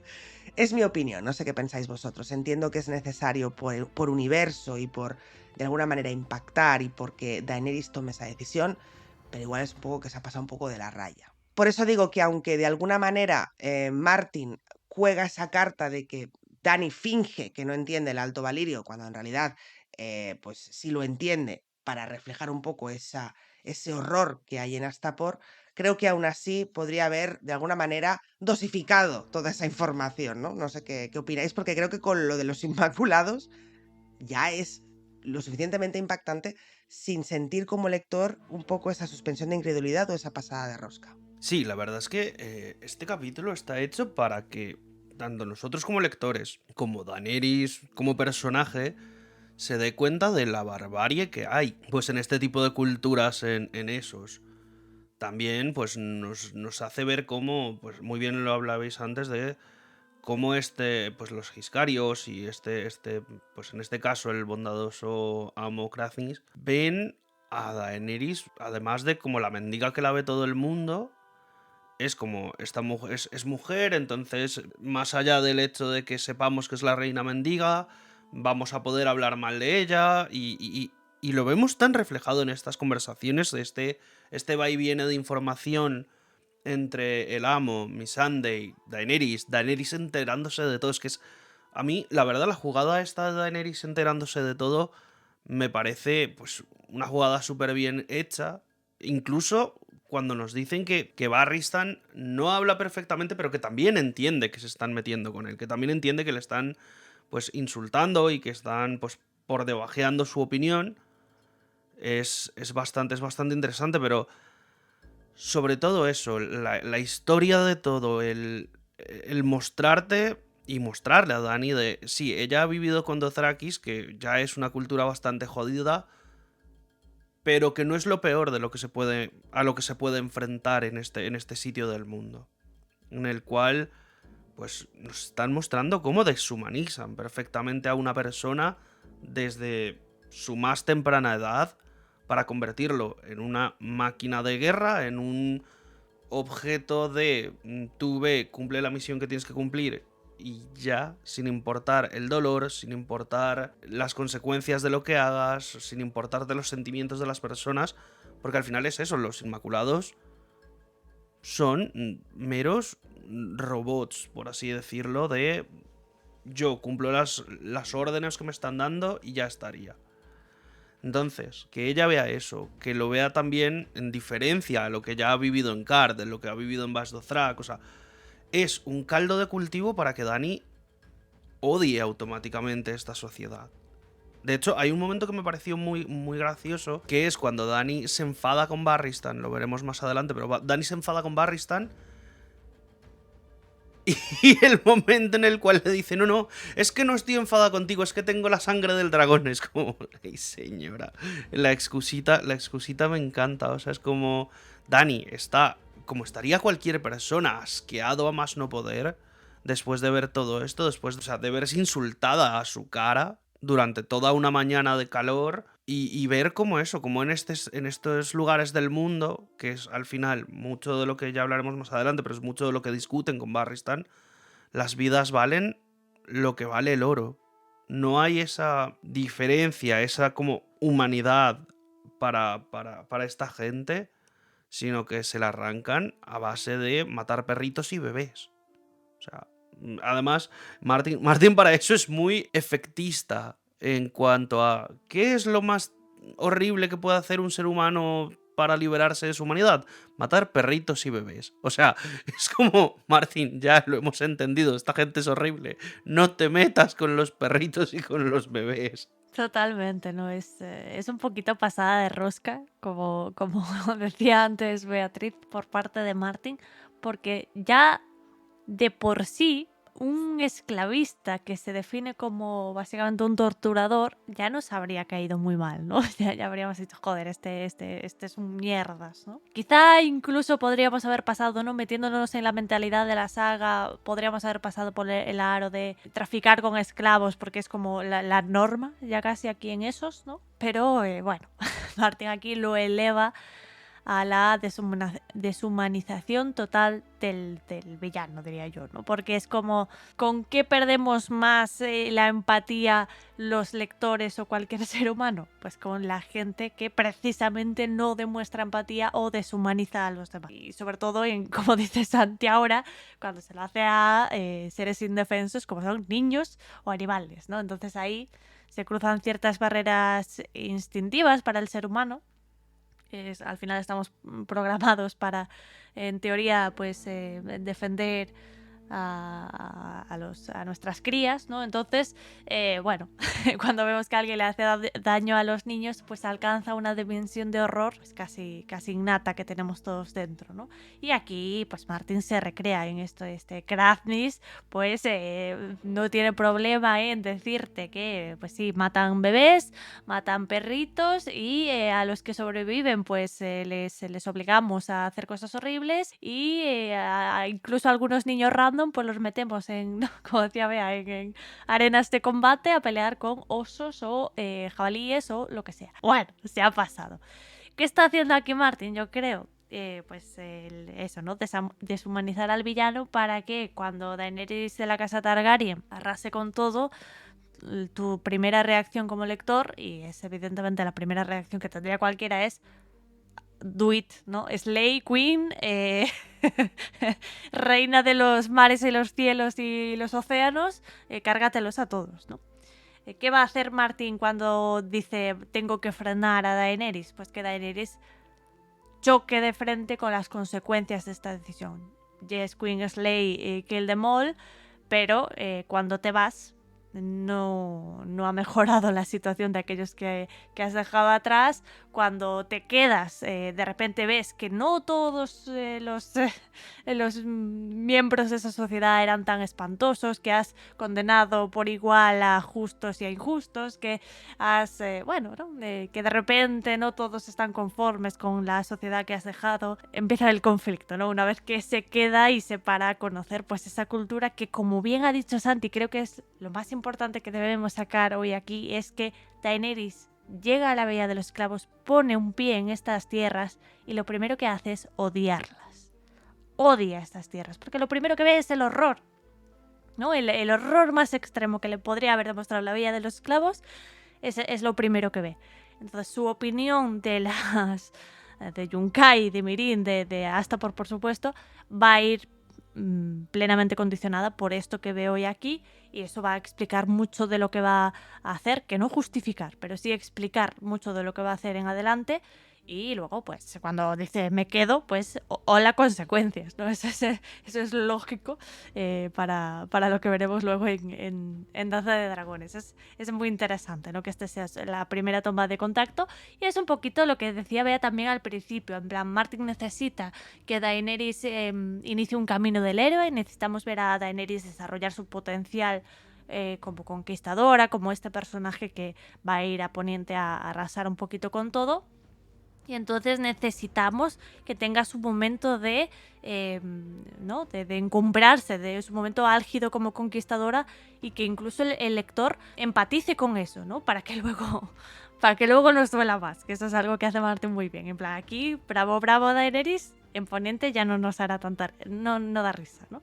Entonces, ¿qué necesita? Necesita pues que el lector empatice con lo que está haciendo y por lo tanto le pone delante a alguien, ¿no? Una masa de gente atroz, como bien representa aquí el bondadoso Amo Katniss, que vaya por Dios, lo tiene todo, ¿no? Esa es la personificación de todo lo malo que hay en la Bahía de los Esclavos. Pues es el bondadoso Amo Katniss. Ahí cuando llegue el momento de Dracarys aplaudiremos, ¿no? Para Daenerys, por lo menos en este punto, pues se abre ese debate interno. Un debate que además Martin insiste en reflejar una vez más con ese angelito y diablillo que tiene Daenerys durante esta etapa de su vida en cada hombro, representados por Ser Jorah y Barristan Selmy, que tienen opiniones muy muy diferentes sobre lo que se está haciendo aquí en Astapor y también sobre las implicaciones morales que tendría para Daenerys iniciar su conquista con un ejército de esclavos. Exactamente, aquí realmente tenemos situación angelito y diablito en los hombros de Daenerys Targaryen. Y claro, nos encontramos con las opiniones divididas entre Barristan, Arstan, Barba Blanca, Ehem y Jorah Mormont. La verdad, al final, Barristan ha vivido en Poniente hasta hace muy poco, sabe perfectamente cómo funciona la sociedad. Y hombre, al final no por algo es el caballero de leyenda que es. Y le dice a Daenerys directamente, en Poniente es una sociedad que ha avanzado, es una sociedad en la cual el esclavismo está prohibido, en el cual no se ve bien, de hecho, el esclavismo. Recordemos, precisamente a Jorah Mormont lo sacan de Poniente porque, o sea, tiene que huir prácticamente porque le han pillado traficando con esclavos para poder pagarle los gustos a su exmujer. Entonces, la opinión de Barristan es una opinión bastante clara sobre no llegues a Poniente con esclavos porque ya te van a ver como una salvaje directamente de por sí. Vas a traer parte del pueblo de Dothraki, que ya sabemos cómo está visto por la opinión poniente y como más, o sea, son nada más que salvajes. Y además habla con ella sobre el cómo muy probablemente parte de Poniente, en cuanto llegue una Targaryen de nuevo a las costas, quieran volver a... O sea, estén tan hartos de la forma de gobierno que tienen ahora mismo, de cómo sus gobernantes actuales les están tratando, de todo lo que se ha visto en cuanto a pues la desfachatez del gobierno de Robert en su momento, que era todo fiestas y ya está. Un gobierno bastante descuidado y que dilapidaba el dinero en pues torneos y cosas así, y cómo ahora pues están sumidos en esta guerra de diferentes reyes, de pues todos contra todos, manteniendo el gobierno central en este punto por los Tyrell y los Lannister. Y el mismo Jorah le dice, en cuanto tú llegues a las costas ponientes, puede que muchos de los antiguos vasallos de tu padre, e incluso de gente que en su momento tuvo que cambiarse al bando del usurpador, van a volver a levantar estas banderas Targaryen y van a volver a clamarte a ti como reina. Esto evidentemente pues es tirarse un triple, porque a Daenerys, para empezar, es una mujer y ya sabemos cómo es Poniente. Segundo, no la conoce nadie en Poniente. Nadie sabe si puede ser buena reina o mala reina, y yo creo que por su cara bonita hay evidentemente algunas familias que sí que van a decir, bueno, venga, que vuelva el gobierno Targaryen, pero en este punto sobre todo de conflicto es muy complicado, y eso es parte de lo que veremos en los 2 libros que nos quedan. Realmente ver cómo Daenerys lleva pues 5 libros haciéndose una idea de qué va a decir Poniente y cómo va a reaccionar cuando ya llegue, pues estamos, esperemos Martin, por favor, que sea pronto, a punto de ver realmente qué es lo que pasa. Entonces, luego nos encontramos también con la opinión de Jorah Mormont. Jorah, al contrario de Barristan, quiere que se compren esto. De hecho, llevó a Daenerys precisamente a Astaport para que pudiera ver esos ejércitos, para que pudiera, pues, contemplar la idea de hacerse con un ejército de este tipo de esclavos. Las motivaciones y las razones que le da Jorah, incluso, a ver, no se me malinterprete, el esclavismo, mal, pero tener este tipo de ejército que son totalmente obedientes, que no van a violar, que no van a saquear si no es pedido, va a ser todo como más quirúrgico, por así decirlo. Van a ir, van a pelear contra quien toque pelear, pero no van a tener la barbarie de lo que le dice Jorah. En el momento en el cual la ciudad de desembarco del rey cayó en manos de Tywin Lannister después de que muere Aerys, hubieron más violaciones y saqueos de los que se recuerda pues desde hace muchísimo tiempo, porque el hombre es hombre y vive por la conquista. En cambio, si tienes un ejército que es totalmente eficiente, pero en el momento en el cual cae la última espada, ellos quedan en formación sin necesidad de toda la parte cruel de violar, de saquear, de matar, pues bueno, digamos que es todo más eso, es todo más aséptico, más pues sin tanto colateral, por así decirlo. Entonces se encuentra ella en esta disposición de, tengo a este señor que sé que está enamorado de mí, porque eso es algo que recalca Daenerys muchísimo durante su capítulo. Yo sé que Jorah está enamorado de mí, no tendría por qué mirarme de esta manera, no tendría por qué desearme. E incluso es algo que a ella le ha pasado en este punto. O sea, evidentemente es un ser humano y pues después de ese beso y demás se ha despertado pues ese momento de lujuria dentro de Daenerys. Fue además atendido por su doncella, pero sigue revoloteándole en la cabeza todo el rato. De hecho, Jorah es muy tajante en decir, sí, la gente dice que tu comportamiento es más como el de Raegal, pero recuerda que Raegal perdió la guerra. Raegal se enfrentó a Robert y perdió, y en ese momento la dinastía Targaryen se fue al garete, porque ya Aerys, pues lo que quedaba, ya sabemos cómo acabó. Tienes que dejar de pensar, Daenerys Targaryen, de que vas a llegar allí y te van a recibir con una alfombra roja y una limusina. No, allí vas a llegar, vas a ser la reina extranjera que les ha traído un ejército de salvajes, pero tienes que ganar por conquista Poniente. No esperar, como dice Barristan, a que levantemos de nuevo las banderas negras y rojas con los Targaryen y ya está, porque sí, sin prometer nada, sin darle nada a cambio. O sea, nadie le da en un continente a cambio de nada. Y eso es algo que, pues, es la realidad. O sea, nos guste o no nos guste, es la realidad de las cosas.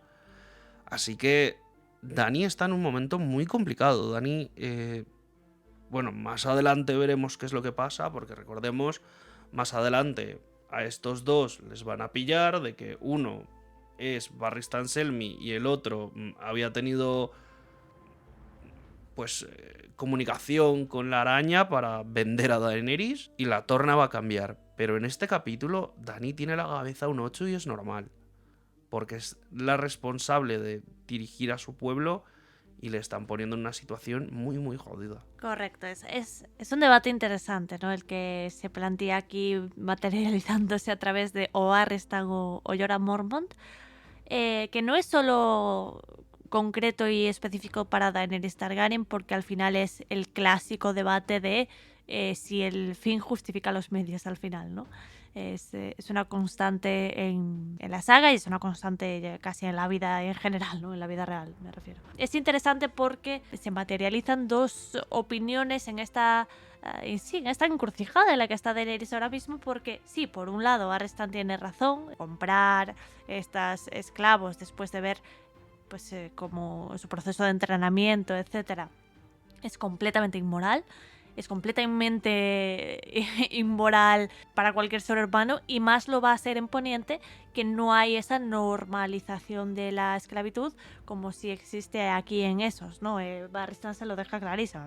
Tú llegas a Poniente con esto y la gente te va a decir, te va a juzgar, básicamente, ¿no? Y aún así Daenerys insiste, sí, pero yo necesito un ejército. Jorah ha dicho que no nos podemos ir de aquí sin un ejército, y razón no le falta, porque recordemos, Daenerys lo que tiene con los Dothrakis no es un ejército, es mucha gente que necesita comer, pero no es un ejército, ¿no?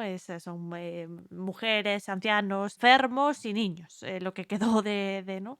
del saqueo de los otros cales al Calasar de Drogo.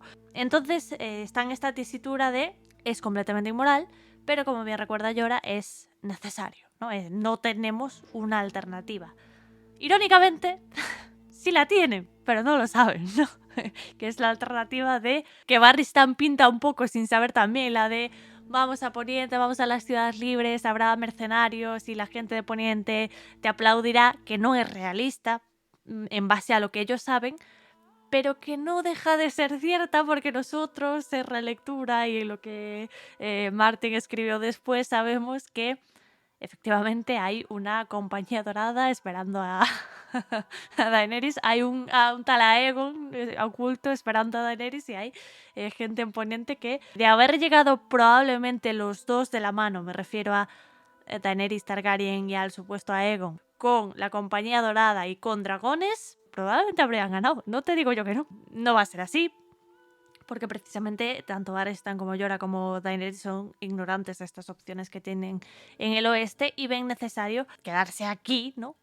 A conseguir un ejército. En esa tesitura está ahora mismo Daenerys. No quiero un ejército de esclavos, pero necesito un ejército sea como sea. Esa es la decisión que tiene que tomar, ¿no? La que le recuerda a Jorah. Y Jorah insiste en esta necesidad, diciendo, sí, es muy bonito querer un ejército de la gente que te siga por quien eres y que te canten canciones, pero eso no te garantiza una victoria, como le pasó a Rhaegar Targaryen. ¿Cuál es pues la genialidad por la que Daenerys se gana en este arco tantos adeptos y ¿no? hace todo lo que hace y todos le aplauden a Daenerys en Tormenta de Espadas? Que ella encuentra una alternativa, ¿no? En esta tesitura, que es la de sí, voy a conseguir un ejército, y además voy a conseguir un ejército que me siga a mí, ¿no? Como seguían a Rhaegar, ¿no? Que me siga porque quieren seguirme. Yo voy a liberar a estos esclavos, voy a ser la rompedora de cadenas y la gente me seguirá por quien soy. Luego ya entraremos, ¿no? Que será material de pues, futuros debates, yo creo, de si esto es completamente al 100% real o no, ¿no? De hasta qué punto liberar a los esclavos en masa te da una acreditación de que te siguen porque, ¿no? Por libre albedrío y no por muchas otras circunstancias. Bueno, es un tema complejo, es un tema que se explorará también sobre todo en Danza de Dragones, ¿no? Sobre quién quiere ser esclavo y quién no. Es un tema que incluso yo creo aborda Martin de forma muy sutil en esa parte que comentabas tú, Santi, del tema de Irri, ¿no? Irri, cuando Daenerys tiene este despertar sexual nuevamente y es Irri la que realiza esta masturbación, etcétera, que le dice Daenerys, tú no eres una esclava de cama, y la otra le dice, ya, pero no hay mayor, ¿no? No hay mayor gloria para mí que dar placer a la madre de dragones. Que es un poquito el ¿no? Hay una dinámica de poder que no está funcionando bien ahí, y sí, has liberado a los esclavos, pero no, ese es, yo creo, un debate más grande y que se podrá abordar más adelante también de, pues eso, ¿no? Hasta qué punto liberar a los esclavos deja de soltarles esa dinámica de poder que sostiene Daenerys, ¿no?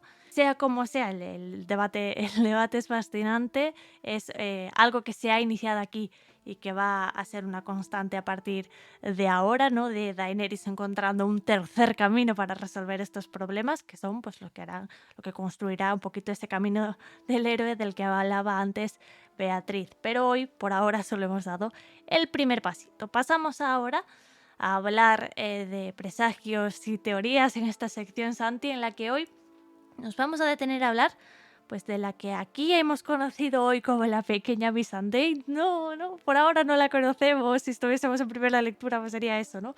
Como decía Bea al momento del detalle narrativo, pues la traductora que está ahí en medio para decirnos, bueno, para suavizar lo que dice el bondadoso Homo Crafnis, pero que nosotros sabemos que pillará importancia más adelante y de la que nos podemos preguntar con la mano en el corazón, pues cuál va a ser su futuro.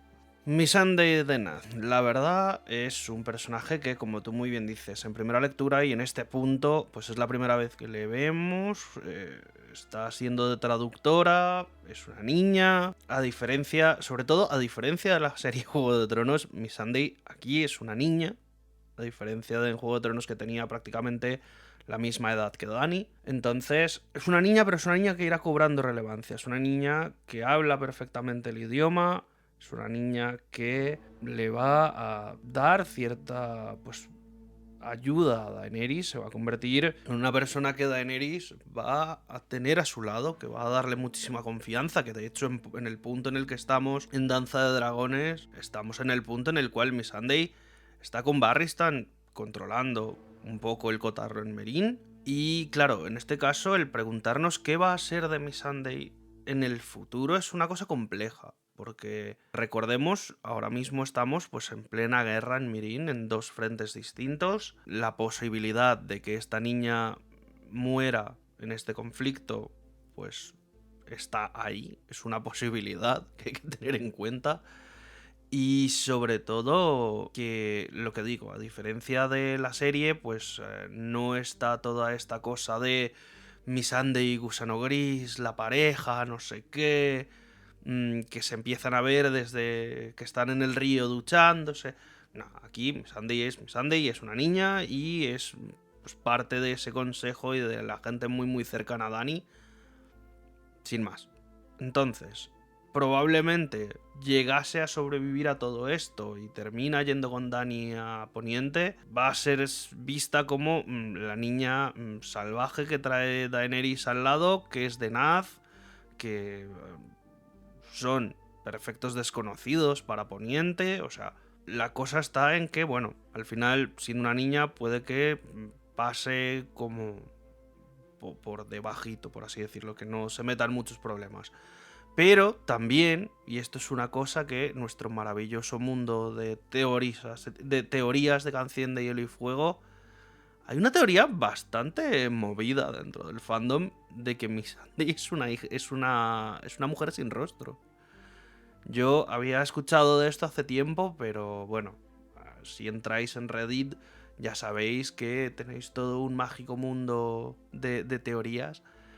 Y hay muchísima gente dando argumentos sobre pequeños fragmentos en los cuales habla Martin, en los cuales ellos se escudan para decir, no, sí, es que es una mujer sin rostro. Hay otra gente que dice que es una niña del bosque, cosa que yo, descarto totalmente. Lo de la mujer sin rostro, bueno, mira, puede ser, yo qué sé. Pero que sea una niña del bosque, sí que eso sí, lo descarto totalmente. Entonces, claro, a partir de ahí, pues, si por alguna razón en el mundo esta teoría de Missandei no es Missandei fuera real, pues tendría implicaciones, vamos, porque esta niña tiene todos los secretos de Daenerys Targaryen. Casi, o sea, la han dejado al estar ahí. Ella siempre está en la habitación, por así decirlo. Y pues claro, tiene toda la información. Pero yo, la verdad, no creo que vaya a tener de llegar a ir a Poniente, porque recordemos, la opción de que muera en Meereen pues, está ahí. Las cosas no están precisamente muy fáciles ahora mismo. Entonces la posibilidad pues está ahí.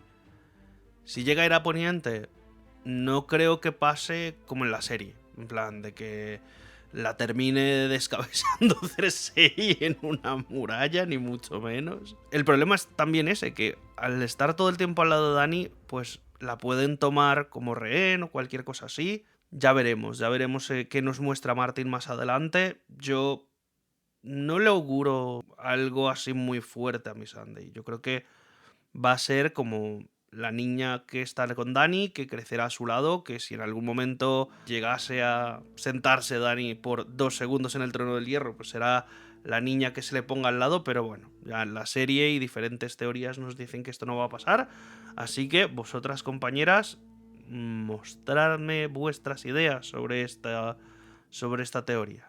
A ver, el futuro de Missandei es incierto. Al respecto de si Missandei es un hombre sin rostro o no, honestamente.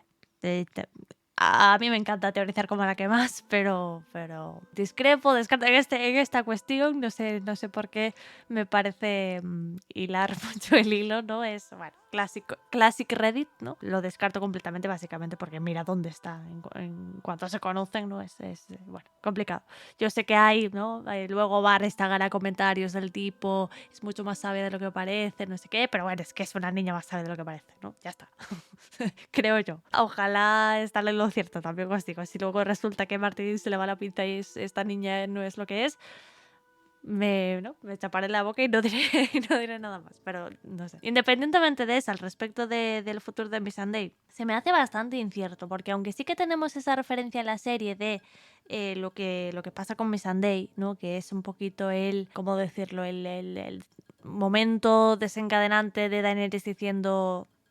La Daenerys de la serie diciendo, bueno, se acabó, ¿no? Se acabó lo que se daba, un poquito. Creo que esa decisión de la serie estaba un poco condicionada por que necesitaban momentos efectistas para contrarrestar la construcción que se había hecho de Daenerys hasta ese momento y de alguna forma no justificar, pero sí que hubiese un aro por el que pasar para que luego cuando viésemos las decisiones que toma Daenerys pues no fuese un poco que no fue igual, ¿no? Pero no fuese un poco todo desconectado de la realidad, ¿no? Entonces, creo que la decisión de la serie estaba un poco condicionada por eso. Missandei es una persona más mayor en la serie, que era cercana a Daenerys, habían tenido muchos momentos así como de, ¿no? Sororidad femenina, no sé qué, que no creo que sea el rol de la Missandei de los libros. La Missandei de los libros, como bien ha relatado Santi, pues es una niña. O sea, Daenerys también es una niña, ¿no? O sea, aclaremos eso, Daenerys no es mucho más mayor que Missandei. Pero Missandei tiene 10 años y sirve como heraldo de Daenerys a la hora de pues estar con ella. Es un poquito una copera que sería un poniente, pero aquí actúa también como traductora, etcétera, ¿no? Porque pues eso, ¿no? Daenerys no conoce el idioma de las gentes de Meereen que va a reinar, ¿no? Entonces necesita a alguien que haga de la traducción en el proceso de ella aprender el idioma y los demás el suyo, ¿no?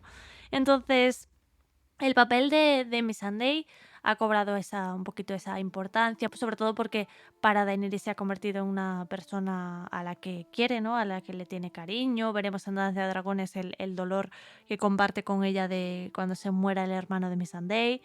Veremos cuando la marcha de Daenerys, ¿no? Que se queda, están ahí un poquito picuet solo en Meereen, pues que Missandei supondrá un poquito ese apoyo para el anciano, la mano de la reina, y los dos se quedan un poquito ahí huérfanos, pero oye, tienen una guerra a las puertas con Yunkai y tienen que afrontar la situación.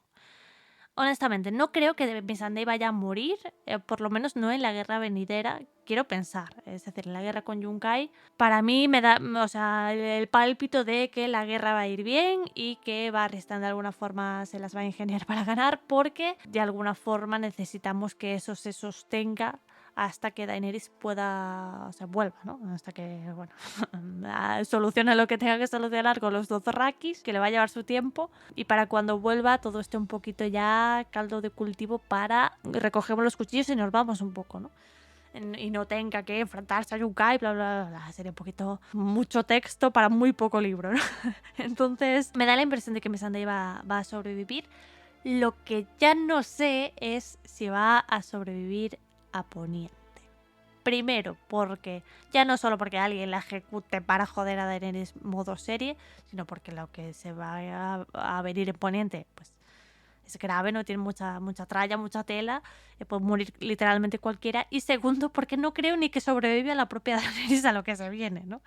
Entonces, una Missandei sin Daenerys a posteriori, pues no me tendría a mí demasiado sentido. Creo que va a morir mucha gente en los libros venideros, ya no solo por las guerras políticas que tenemos enfrente, sino porque se acerca el invierno. Y espero que no, pero Missandei, bueno, no sé yo si le veo un sentido a futuro. Ojalá sí, oye, ¿no? Que sabe, ojalá parte de la corte y del ejército de Daenerys sepa o pueda o quiera integrarse en lo que los remanentes del Poniente post-apocalipsis y Missandei sea una de ellos, ¿no? Es una de estas personas que si se muere, honestamente, no se morirá, irá a Wakanda, ¿sabéis? En mi corazoncito, pues esta muchacha tiene pase VIP para irse a Wakanda. Pues sí, creo que estoy bastante de acuerdo con lo que comenta Berta.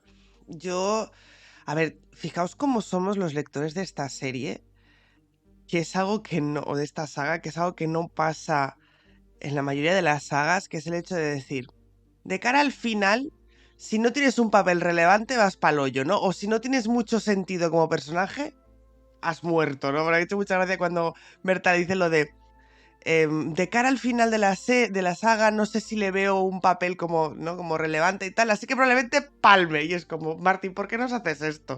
O sea, ¿por qué no puede haber personajes que realmente no tengan tampoco más sentido, que estén ahí existiendo simplemente, o sea, existiendo, hablando, respirando, sin tener que cargárselos, ¿no? Pero bueno, esto es Canción de Hielo y Fuego, esto es Martín. Dicho esto, con Missandei tengo muchas dudas. Es decir, yo estoy de acuerdo que no creo que ocurra como en la serie, el momento mega efectista de vamos a degollar a esta señorita aquí delante de la madre de dragones y eso que sirva de excusa, junto con que Sansa la mire mal un par de veces para calcinar Desembarco del Rey, ¿vale? Entonces, yo no creo que vaya tan así, pero sí creo que puede resultar un punto de inflexión para Daenerys. No para justificar nada ni para desatar nada, pero sí quizás un refuerzo de que se está quedando sola, ¿vale? Creo que lo que llevará a Daenerys a hacer lo que va a pasar en Desembarco no será producto de una o dos cosas, será una cosa que ya se viene gestando desde el día 1, y esto lo hemos hablado muchas veces, y no creo que el hecho de que de que Missandei muera como sea, vaya a suponer ese punto de inflexión para ella. Pero sí creo que, y se ha comentado aquí muchas veces, Daenerys va a sentirse sola en Poniente por muchas razones. Y creo que Missandei, además, ese personaje en el que ella puede confiar ciegamente, lo decía Santi, ¿no? Tiene todos los secretos, es su confidente, es esa niña que es como su hija adoptada, por decirlo así. Y claro... Entonces, yo creo que matar a Missandei o que Missandei muera, porque siempre es como matar a Missandei. Igual Missandei muere de una de las numerosas enfermedades que probablemente contraigan muchos de los que están viniendo de esos, porque no han pisado Poniente y bueno, pues quizá haya enfermedades que no conocen y quizás las traspasen entre ellos. Quiero decir, que tampoco sería tan raro, ¿no?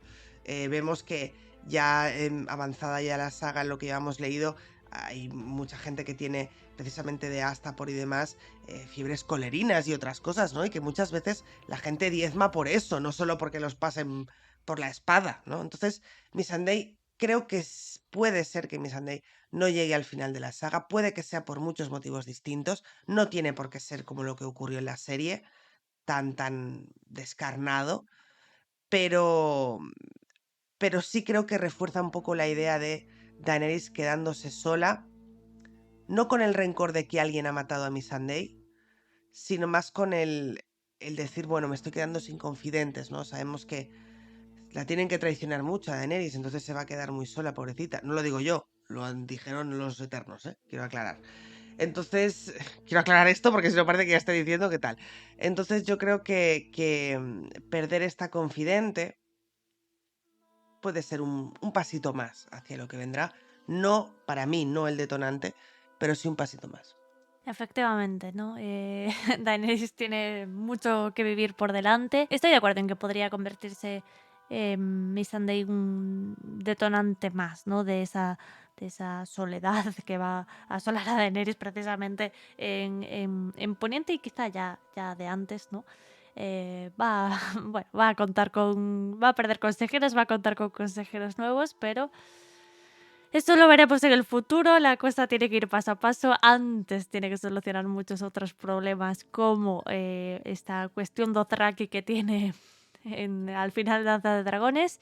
Y Missandei, por su parte, pues tiene que pues darle la manita a Barristan en el problemón que tienen delante, que no es poco tampoco. No toda la fuerza de Yunkai con el apoyo de esos contra esta rompedora de cadenas que empiezan a hacer en el capítulo de hoy aquí en Tormenta de Espadas, pues es un problemón también al que enfrentarse y le deseamos toda la suerte a ese inicio de vientos de invierno a esta joven Missandei. Por ahora nosotros dejamos hasta aquí el análisis de este capítulo. Queremos agradeceros a todos vuestro apoyo, en especial a los que nos apoyáis a través de Patreon, y menciono directamente a las manadas de Fantasma, Verónica Dane, Elendor, Pablo Villagómez, Edgar García, Oriol Escudero, Estíbaliz Canto, Josep Roura y Álvaro García, a la manada de Peludo, Jorge Alvarado, Andrea Angla, Marina Fresno y Elena, y a la manada de Viento Gris, Paula DR, Belén Albeza, Manuel Mateus, Isabel Santos, Miguel Arias, Juan Gutiérrez,